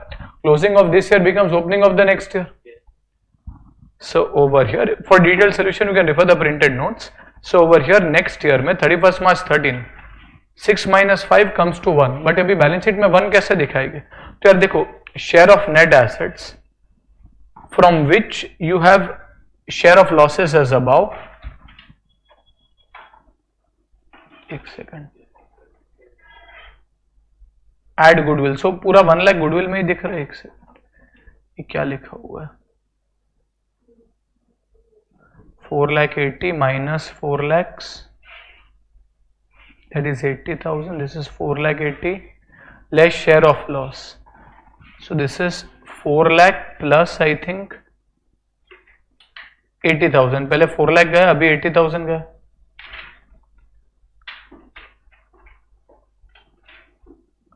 So basically you are adjusting entire, तो ये nil हो जाता है. And add goodwill of 1 lakh. Calculation of carrying value as on 31st March 14. Carrying value of investment is 1 lakh only. Less loss for the current year restricted to the carrying amount of investment, and hence the carrying value of investment becomes nil. This is investment appearing at nil. And in the notes they have mentioned below that if the equity method investor share of losses of an associate equals to or exceeds the carrying value of the investment, he discontinues recognizing share of further losses. No further losses are to be recognized. Are we clear with this? Yes? Okay. We'll go to the next question, that is question number 3.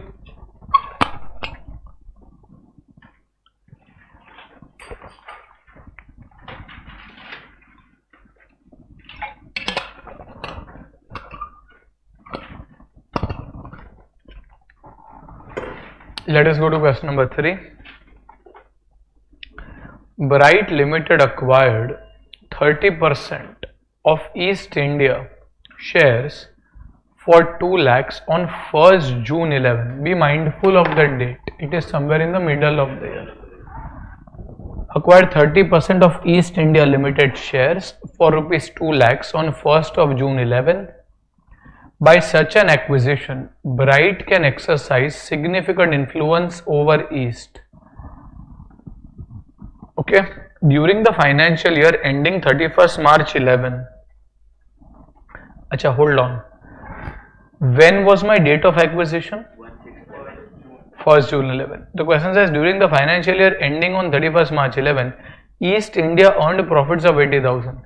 Think and tell me, don't be impulsive. Is it pre-acquisition profits or post-acquisition? Sorry? Incorrect. It is fully pre. This is profits for the year 31st March 11. Your date of acquisition is 1st June 11. If these were profits for the year 31st March 12, then we would say partly pre, partly post. This is profit for the year 31st March 11, fully pre. And declared a dividend of 50,000 on 12th of August 11. Acha, this is a dividend. This is a dividend which is paid on 12th August, which is after the date of acquisition, but it is paid for the year 10-11. Is that pre-acquisition or post-acquisition? Pre. Remember when we did even the subsidiary accounting, we said the date when dividend is paid is not relevant. The source from which it is paid is relevant. In this case, it appears that the source of this dividend is a profit of the year 10-11, and 10-11 is prior to the date of your acquisition, and hence this is dividend out of pre-acquisition profits. If it is dividend out of pre-acquisition profits, even as per AS 13, accounting standard 13, what should you do with that invest? Less from cost. East India reported earnings of rupees 3 lakhs for the financial year ended 31st March 12. Again, East India Limited reported earnings of 3 lakhs for the year 31st March 12. Assume profits earned evenly. What do you guys think? Pre or post? Partly pre, partly post. Yes. And declared dividends of 60,000 on 12th of June 2012. Achha, these are dividends declared on 12th of June. So they must be out of profits of the year 11-12. Now यहाँ पे multiple assumptions are possible. one can always assume that this 60,000 is 2/12 pre 10/12 post, or we can assume कि देखो profit तो पूरा 3 लाख है, then we can say that this entire is out of post profits only, because there is sufficient post profits. Institute has assumed that. Having said that, you can do any of the assumption. At the end of the day, one needs to remember that whether dividend is paid out of pre-tax profits or post profits, while preparing associate based accounting, you will deduct everything. You are required to calculate the carrying amount of investment in, अच्छा ये पहली बार आ रहा हुआ है, separate financial statements of Bright on 31st March 12. So this to be done in the SFS. Consolidated financial statements of Bright as on 31st March 12. That's fine. And what will be the carrying amount on 30th June 12 in the consolidated financial statements? They are not asking you to find the carrying amount on 30th June in your SFS. They are just asking you for CFS. So SFS ka 1 working and CFS ka 2 workings. So let us get started. This is question number 3, sub point 1, investment in East India Limited.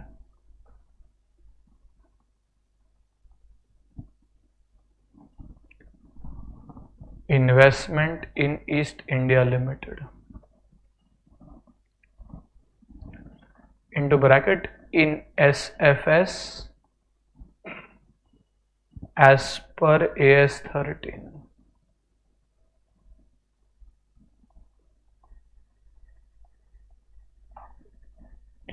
You will have particulars,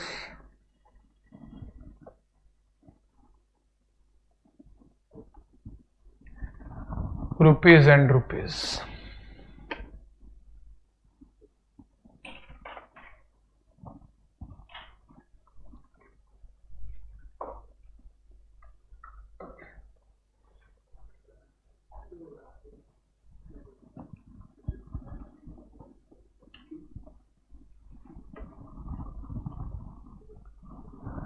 Okay.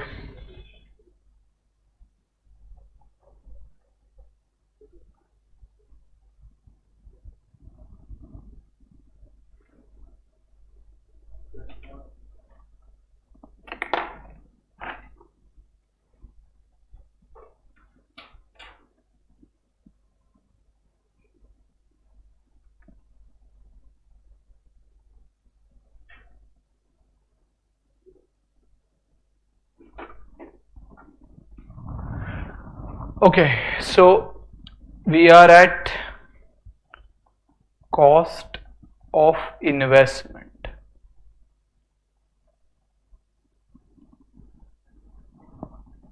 Cost of investment. How much is the cost of investment?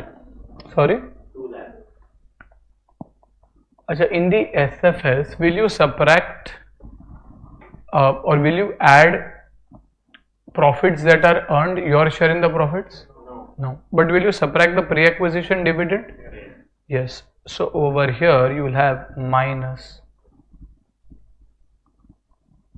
share in pre-acquisition dividend.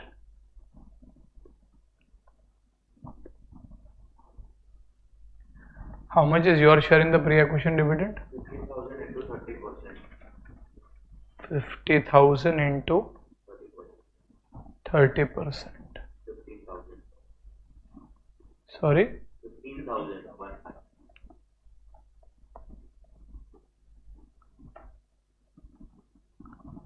So this is on 31st March 12. Carrying value. 180. How much is that? You have 2 ways of solving. In the CFS, you can directly start at 185, or in the CFS, you can start at 2 lakhs and then do the above workings. So if you go to see, यहाँ पे देखो SFS में तो I think they have given you 1,85,000 directly. In the CFS, again they are starting I think directly with this carrying amount as per SFS only. Perfect. So यहाँ पे goodwill working is not possible. Why is it not possible? We don't have details about net assets. Sub point 2, write down. This is what? Investment in East India.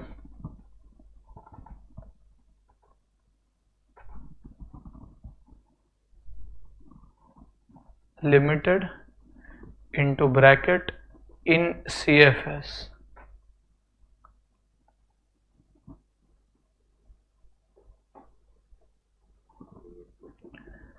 As per AS 23.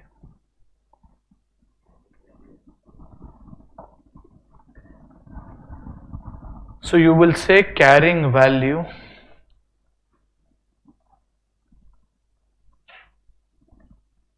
as per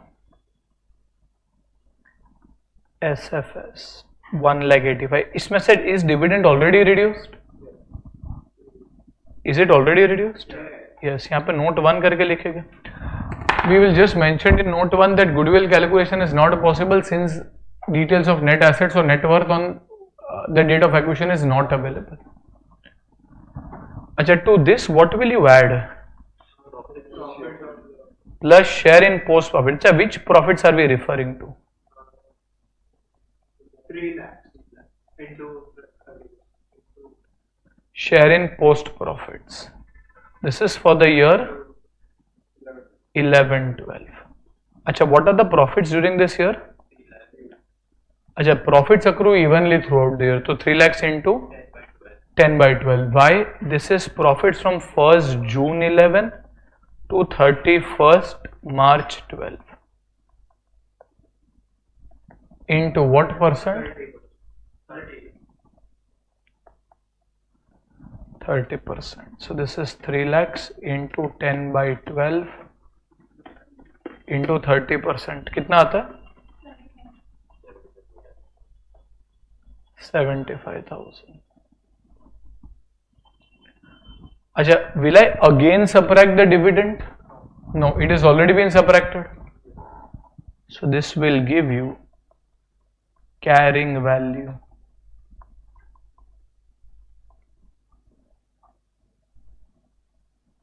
in CFS on 31st March 12.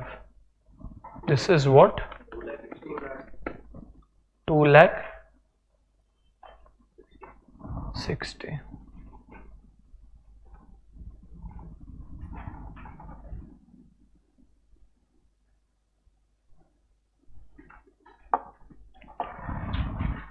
Acha, is there anything else to be done?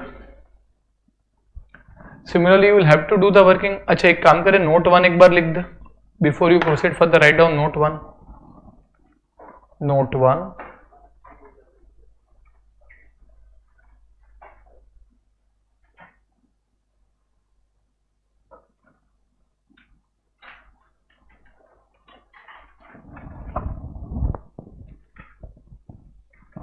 We cannot calculate goodwill in this case.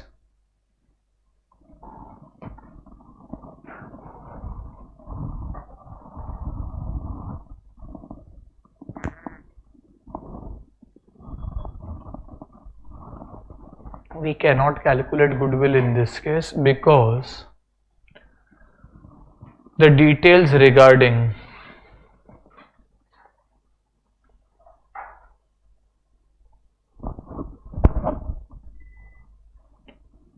net asset / net worth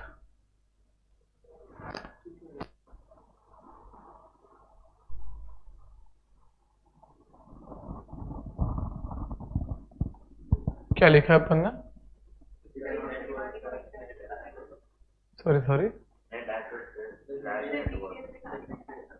/ net worth on 1st June 11 are not available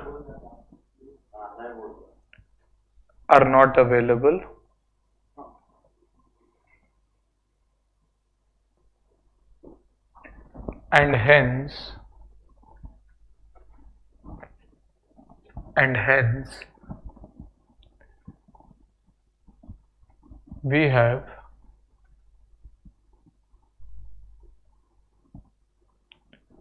ignored the same.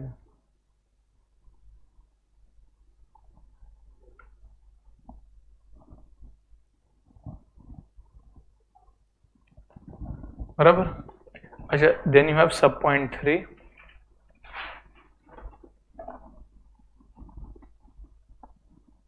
So this is C 1 lakh 2 lakh 60 carrying amount, and then ideally we should add the profit of 3 months, but that detail of profit is not available, so we are not adding. Then we are subtracting the dividend. अच्छा, कितना dividend है?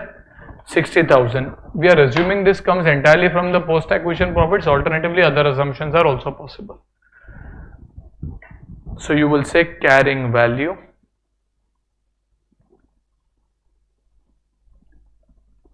in CFS on 31st March 12, 2 lakh 60 plus share in profits into bracket 1st April 12 to 30th June 12. NA not available. Had this been available, we would have taken this. Less share in dividend. Share in dividend. What into what? 60,000 into 30%. यहाँ पे note 2 करके लिख सकते हो. This is 18,000 and hence this is 260 minus 18 comes to 242.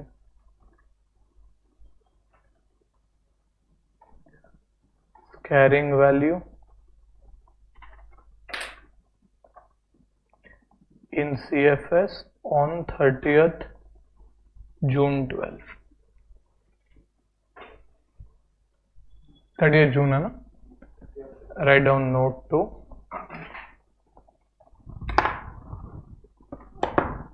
We have assumed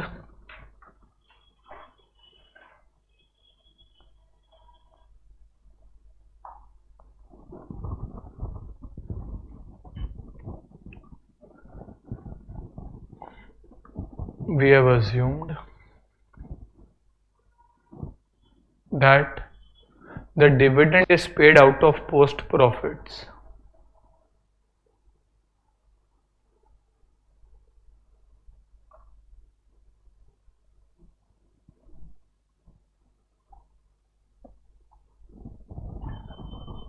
Full stop. Alternatively, other assumptions can also be taken.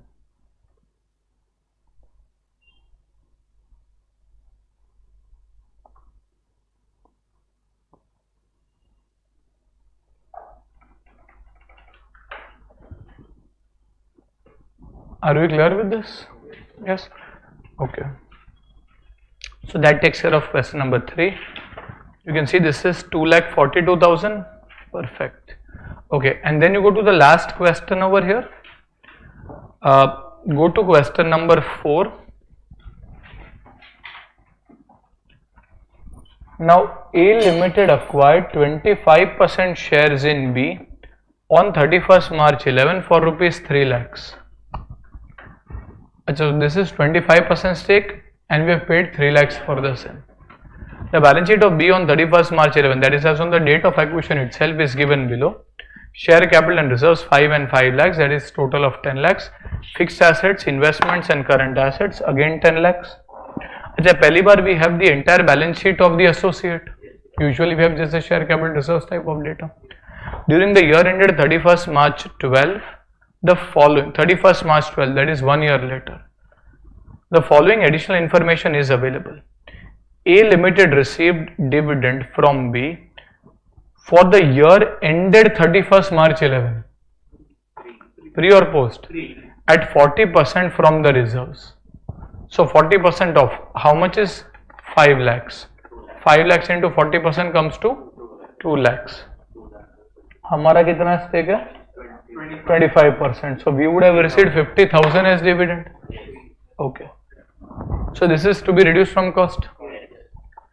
Acha, B Limited made a profit after tax of 7 lakhs for the year ended 31st March 12. This is easy. 7 lakhs into 25% will be added to our share of profits, as well as it should be added with the investment.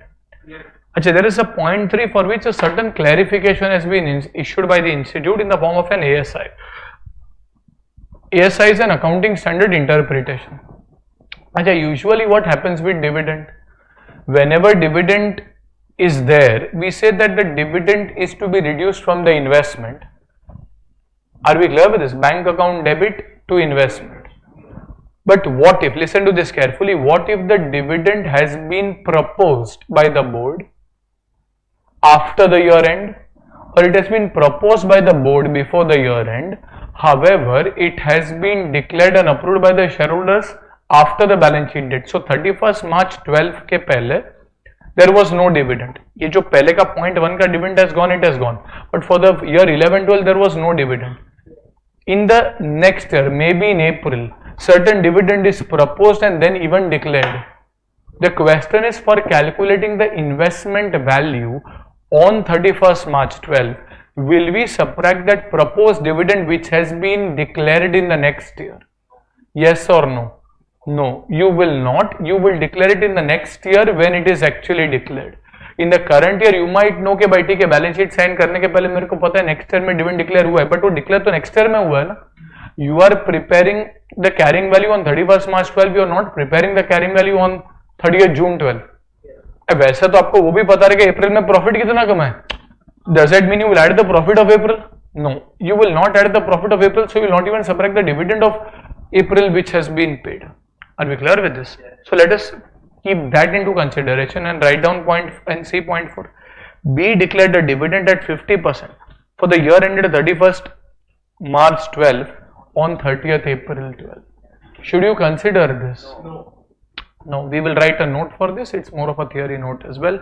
Now A is preparing consolidated financial statements in accordance with AS 21 for various subsidiaries. ठीक है, but we are currently discussing about associate. Calculate the goodwill if any on the acquisition of B shares. This should be easy. This is like that working that we prepare. You can either take the net assets or the net worth. But यहाँ पे there's a pre-acquisition dividend as well. So we will keep that into consideration and then do the working. Okay.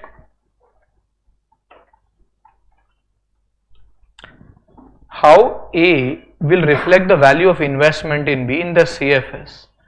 How will the dividend received from B be shown in the CFS? Now typically dividend received from B should be reduced while calculating the investment amount. However, if the investment is however if the dividend is proposed after the year end, it should be ignored for the current year. So in your notes only, in your concept book only, as an extra point write down end mein, in your concept notes only write down usually comma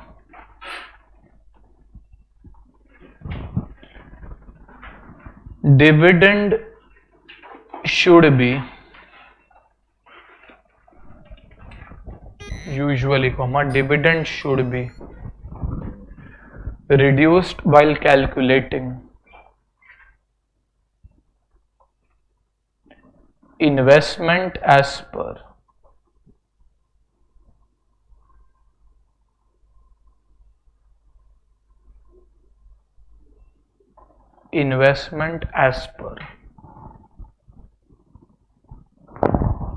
AS 23.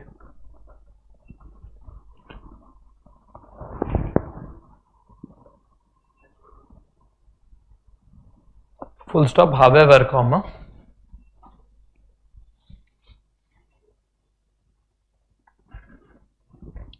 in case the dividend is proposed / declared in case the dividend is proposed / declared after the year end,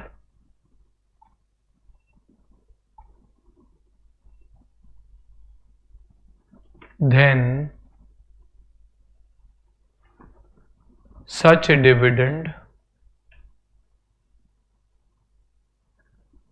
should be ignored.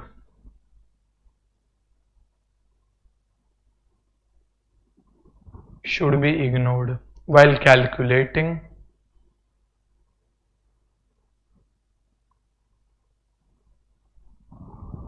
the investment value for the current year.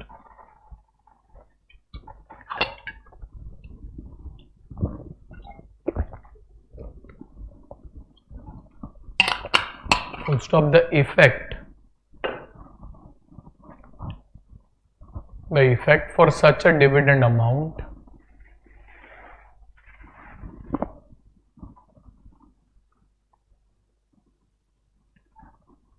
will be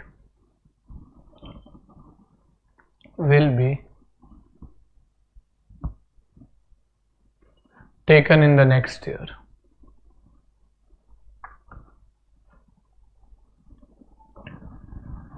Will be taken in the next year. Are we clear with this? Achha, we will go to question number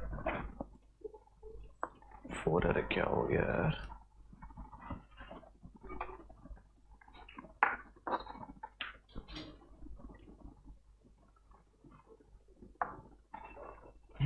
Go to question number 4. First point क्या बोल रहा है? Calculate the goodwill. अच्छा, while calculating the goodwill, this is question number 4, sub point 1. We are trying to calculate the goodwill. So while calculating the goodwill, you will start with the investment. So we'll have particulars, rupees and rupees. You will usually start with the investment. Achha, what is the investment amount? In the inner column, write down. Sir, why in the inner column? Because there is a pre-acquisition dividend. From this you will subtract less pre-acquisition dividend. Usually while subsidiaries pre-acquisition dividend, rather than subtracting from here, we show that along with the net worth working, ultimately the impact on goodwill remains the same. Pre-acquisition dividend. But यहाँ पे as per AS 13, if you are showing investment only, तो सही तरीके से investment को adjust कर देता. So in pre-acquisition dividend, how much was the total dividend? Well, 5 lakhs into 40%. This is the total dividend amount. But into 25. Sir, how do we know this is pre-acquisition dividend? The question very clearly tells you that this is out of the profits for the year ending 31st March 11, and hence this comes to what? 50,000.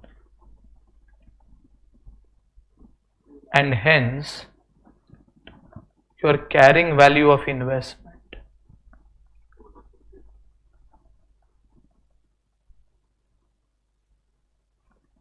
this is 2,50,000. So you might have paid 3,50,000, yes, but 3,50,000 you might have paid 3 lakhs, yes, but 3 lakh means 50,000 was paid extra because you know that there was some dividend which was going to go. That was the cum dividend price. Cum is cumulative. Excluding the dividend, you actually paid 2,50,000.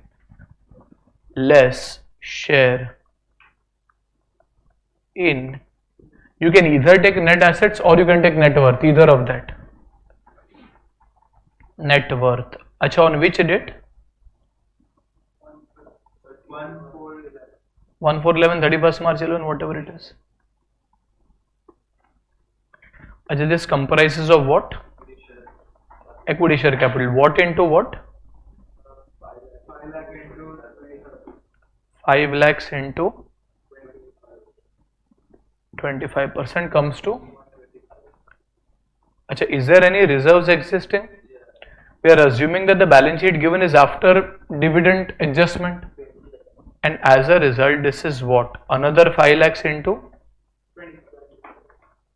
25%. So this comes to what? If I total up, this is, so how much is the goodwill? Is it possible? Yes, you are paying exactly what the share in the net assets was. So there is no goodwill, no separate capital reserve as well. Are we clear with this? Acha. So this is sub point 1, goodwill done. How A will reflect the value of investment in the consolidated financial statements, and how will the dividend be shown in the consolidated financial statements? So over here, sub point 2, how will A show the value of investment in CFS? So over here, so this is investment in कौन से company में? Investment in B into bracket CFS of A, in the CFS of A.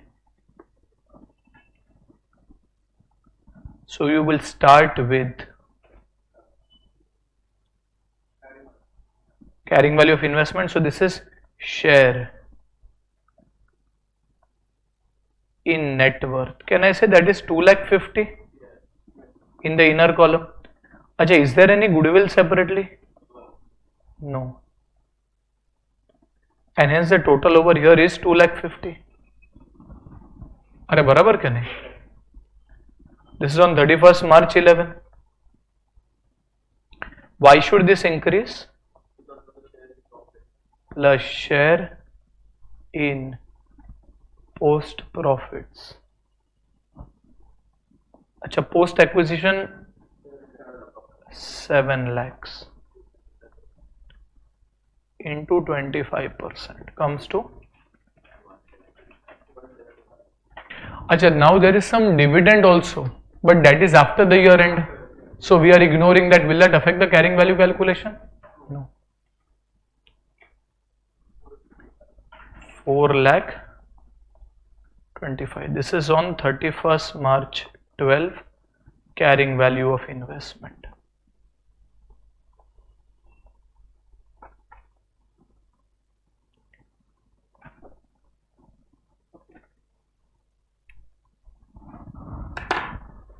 Carrying value of investment.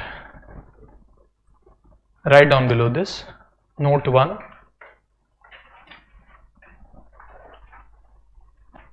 Since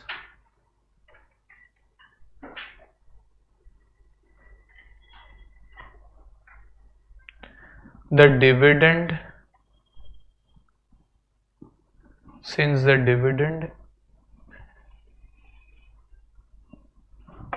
is paid, नहीं या फिर is declared after the year end,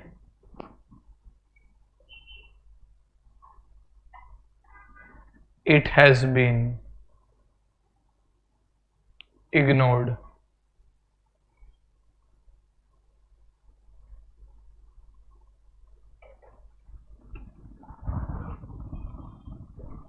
बराबर. Point 2.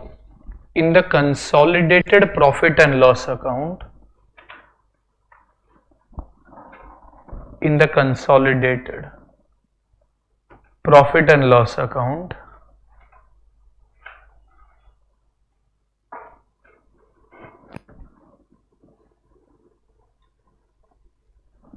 we will record 1,75,000 as income.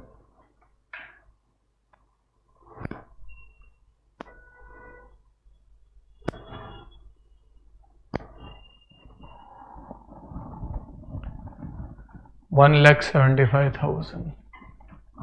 Full stop. 50,000 worth of pre-acquisition dividend.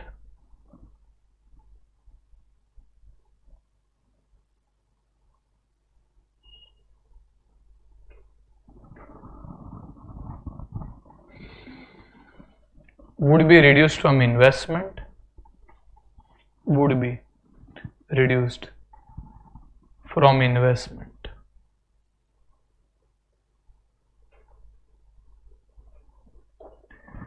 Are we clear?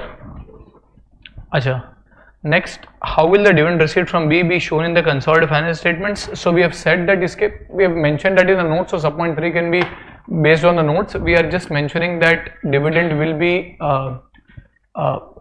the dividend that has been declared after year end will be ignored now, and what has been received before would be taken in the investment. So over here the goodwill, as you can see, is nil. In the consolidated P&L, if you have to show, 1.75 will appear, this will be nothing else, and in the balance sheet 4.25. Are we clear with this?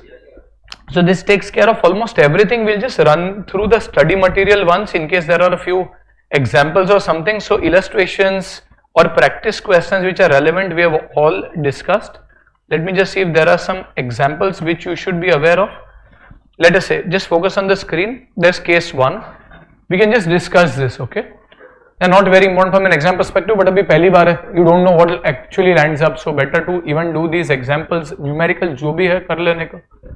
Case 1, A holds 22% share of B on 1st April and following are the relevant information as available.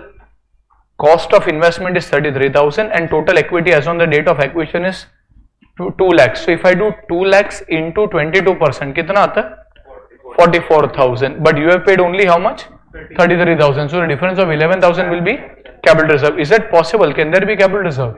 Well, why not? Second, A holds 22% share of B on 1st April for the year and following other information, cost of investment is 55, total equity is 2 lakhs. यहाँ पे 11,000 का क्या आएगा? Goodwill. So there is a 11,000 goodwill over here. That is there. Next you have step up acquisition. Enterprise having share of profit of more than 50% in a company are said to be parent subsidiary. However, if the share of profits is more than 20 up to 50, then it is termed as associate. ठीक है? This 20% can be acquired either in one go or in more than one transaction. That is, you can go from 25 to 30. So in that case, goodwill will be built up stepwise. So you will have goodwill first on 25% stake and then for another 5% stake. Okay, so for example, in case 1, he acquired 10% stake of B on 1st April and then further 15% on 1st October during the same year. Other information are, cost of investment is for 10% stake is 1 lakh and for 15% stake is 1 lakh 45. ठीक है, but I can't, बच्चे क्या बोलते हैं कि चलो एक काम करते हैं, we'll do 2 lakh 45 and directly calculate goodwill. ऐसा नहीं हो सकता. For 1 lakh, the net assets on 1st April were 8 lakh 50. So over here we can say 10% के लिए this must be 85,000 and hence for the 10% stake the attributable goodwill is 15,000 and then over here 1 lakh 45,000 and 15%, this is 1 lakh 50. यार but मैंने तो सिर्फ 1 lakh 45 पे किया. Then 5,000 is capital reserve. So net कर सकते हैं अपन. Yes, goodwill and capital reserve can be net off. So 15 minus 5, net 10 दिखेगा ultimately. Let us see that your total goodwill is a net 10,000 amount. Are we clear with this? Acha, similar is the case. A acquired 10% in B on 1st April and another 15% in 1st October. Following information is available. 10% for 1 lakh is again position when 8 lakh 50 was there. 15% 1 lakh 55, 10 lakhs is there. So if I now go to say 15,000 is a goodwill over here. यहाँ पे क्या होगा? 15% of 10 lakhs, 1 lakh 50. Another 5,000, so your total comes to what? 20,000. Are we clear with this? Yes. Okay. So over here this is 20,000. ये institute ने थोड़ा अलग तरीके से किया है, but nevertheless we can discuss this. A acquired 25% stake. अच्छा, इसके पहले के केसेस में क्या हो रहा था? Earlier there was no significant influence. Your significant influence came into existence because of the 15% stake acquired. In both the other cases, earlier we had 10% stake only. At that point there was no significant influence. When the next 15% stake was acquired, that is when you got the significant influence. यहाँ पे ऐसा नहीं, यहाँ पे थोड़ा अलग है. What is happening over here is A acquired 25% stake of B on 1st April. अच्छा, so I already have significant influence. I can already start the equity method of accounting. वहाँ पे तो equity method used to start from October. अच्छा, and a further 5% on October 1 of the same year. Okay, so again 5% is additionally acquired. Other information, cost of 25% is 1 lakh 50 and for 5% is 20,000. ठीक है, net asset on 1st April is given to you as 5 lakhs. अच्छा, तो 5 lakhs into 25% करेंगे 1 lakh 25. How much have you paid? 1 lakh 50 and hence can I say 25,000 is goodwill? अच्छा, now usually you have been given the net assets. You are usually given the net assets as on 1st October year, that is not given. Profit for the year is 90 and is earned in the ratio of 2:1 respectively. अच्छा, इसका मतलब क्या होता है? 90,000 is earned in the ratio of 2:1, तो शायद से that means into 2/3, that is 60,000 must be earned in the first 6 months, and 90,000 into 1/3, 30,000 will be earned probably in the next 6 months. So Institute has done it in a slightly longer way, but one of the ways. So what they have done is profit for the first half would be 60,000. अच्छा, now I am getting an additional share of 5%.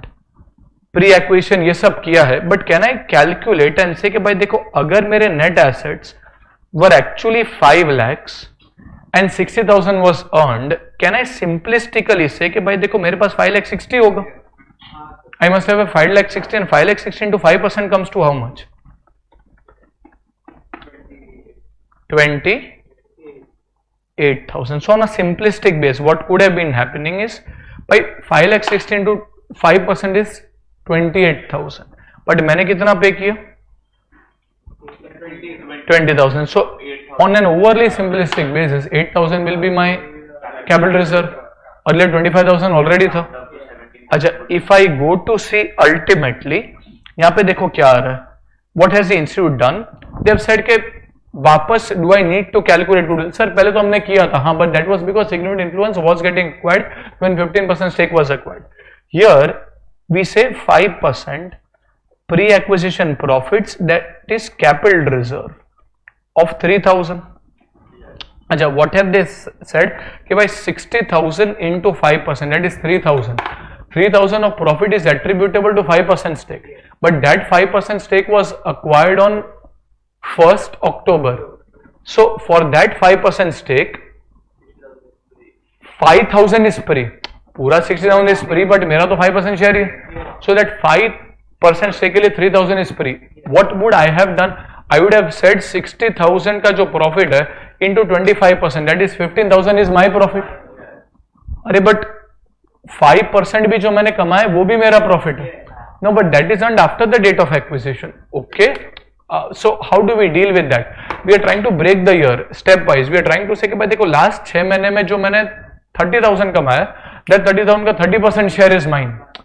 But for the first 25% was mine. So यहाँ पे 5% share of net assets was 25,000. 5% share in net assets is 25,000. अच्छा, ये कहाँ से आया? हमने ये 5 lakhs ही उठाया. 5 lakhs into 5%, this is 25,000. Cost of investment is 20,000. Capital reserve is 5,000. अरे but अगर हम देखें तो ये 5,000 and ये 3,000 on a simplistic basis is that 8,000. तो ये लंबा चौड़ा घुमा के they have done it correctly, but it's a much more longer method. 3,000 capital profits, बोला ही है ना capital reserve, and then another 5,000 capital reserve, or you compare 28 and 20, get 8,000 as capital reserve. Otherwise तो ठीक है. You have cost of investment 1,50,000, ये वाला है, less goodwill of 25,000, then carrying amount on 1st April, less additional share in the net assets 25,000, because I get additional stake, so that I am adding 25,000. Capital profit of the first half and revenue shares. So over here ये तो add in the post acquisition profits. 60,000 into 25% is post acquisition profit, and revenue share of profit in the second half, this is 30,000 into 30%. Why 30%? Because after that तो हमारा 30% stake है. So this is very logical, and I'm adding the 3,000 share of the first half because वो भी मैंने कमा लिया है. 5,000 is my capital reserve, but वो तो मैंने बाद में I've acquired a stake. I've directly added 25 over here. 25 जब भी मैंने ऐड किया, in that 25 I have included 20,000 that I have paid plus 5,000 of the capital reserve. 20 share in the net assets is 20,000 only. I have paid 20,000 plus another 5,000 of capital reserve, and then यहाँ पे indirectly 3,000 over here.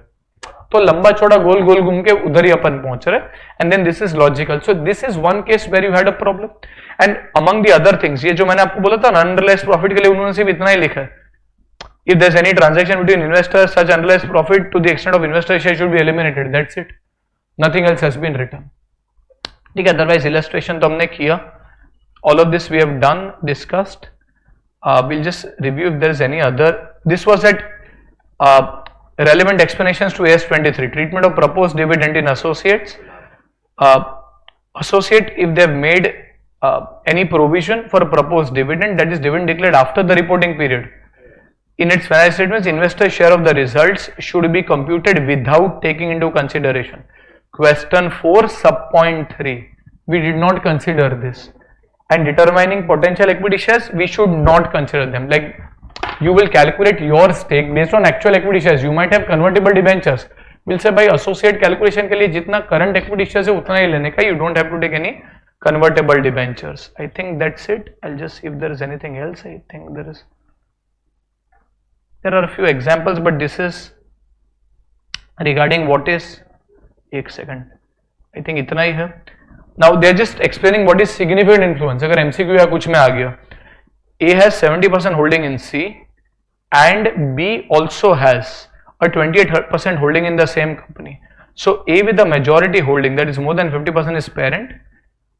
Since B holds more than 20% but not more than 50, it is an associate. They are just explaining what an associate is. Now A has a holding of 90% in B. ये related party में हमने किया था. Similar to that, A has a holding of 90% in B and B is holding 11% shares in C. So what do you guys think? Is C an associate of B? No. Shares in C, but A is also holding 10% shares in C. No. So now when I look at A's stake in C, अच्छा, for the purpose of significant influence कैसे देखेंगे? Voting power क्या है? Voting power is 10% I can vote directly and 11% I can order B to vote for the entire 11 in my way. And hence, does A have significant influence over B? Yes. And sorry, does A have significant influence over C? Yes. अच्छा, काफी बच्चे पे गलती क्या कर सकते हैं? They will say, अच्छा, 11% into 90%, 0.11 into 0.9 comes to 9.11 into 90 comes to 9.9% and 9.9 plus 10 करके तो 19.9 होएगा.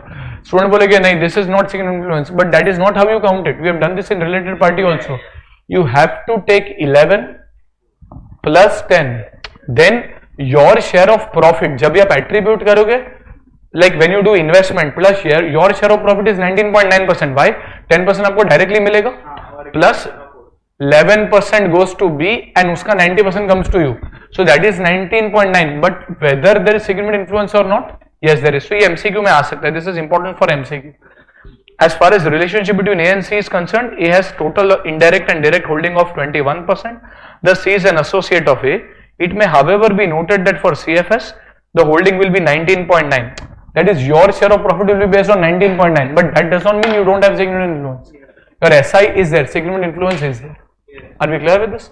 So I think that by and large takes care of the associate working AS23. That should be it. We can stop. Sure.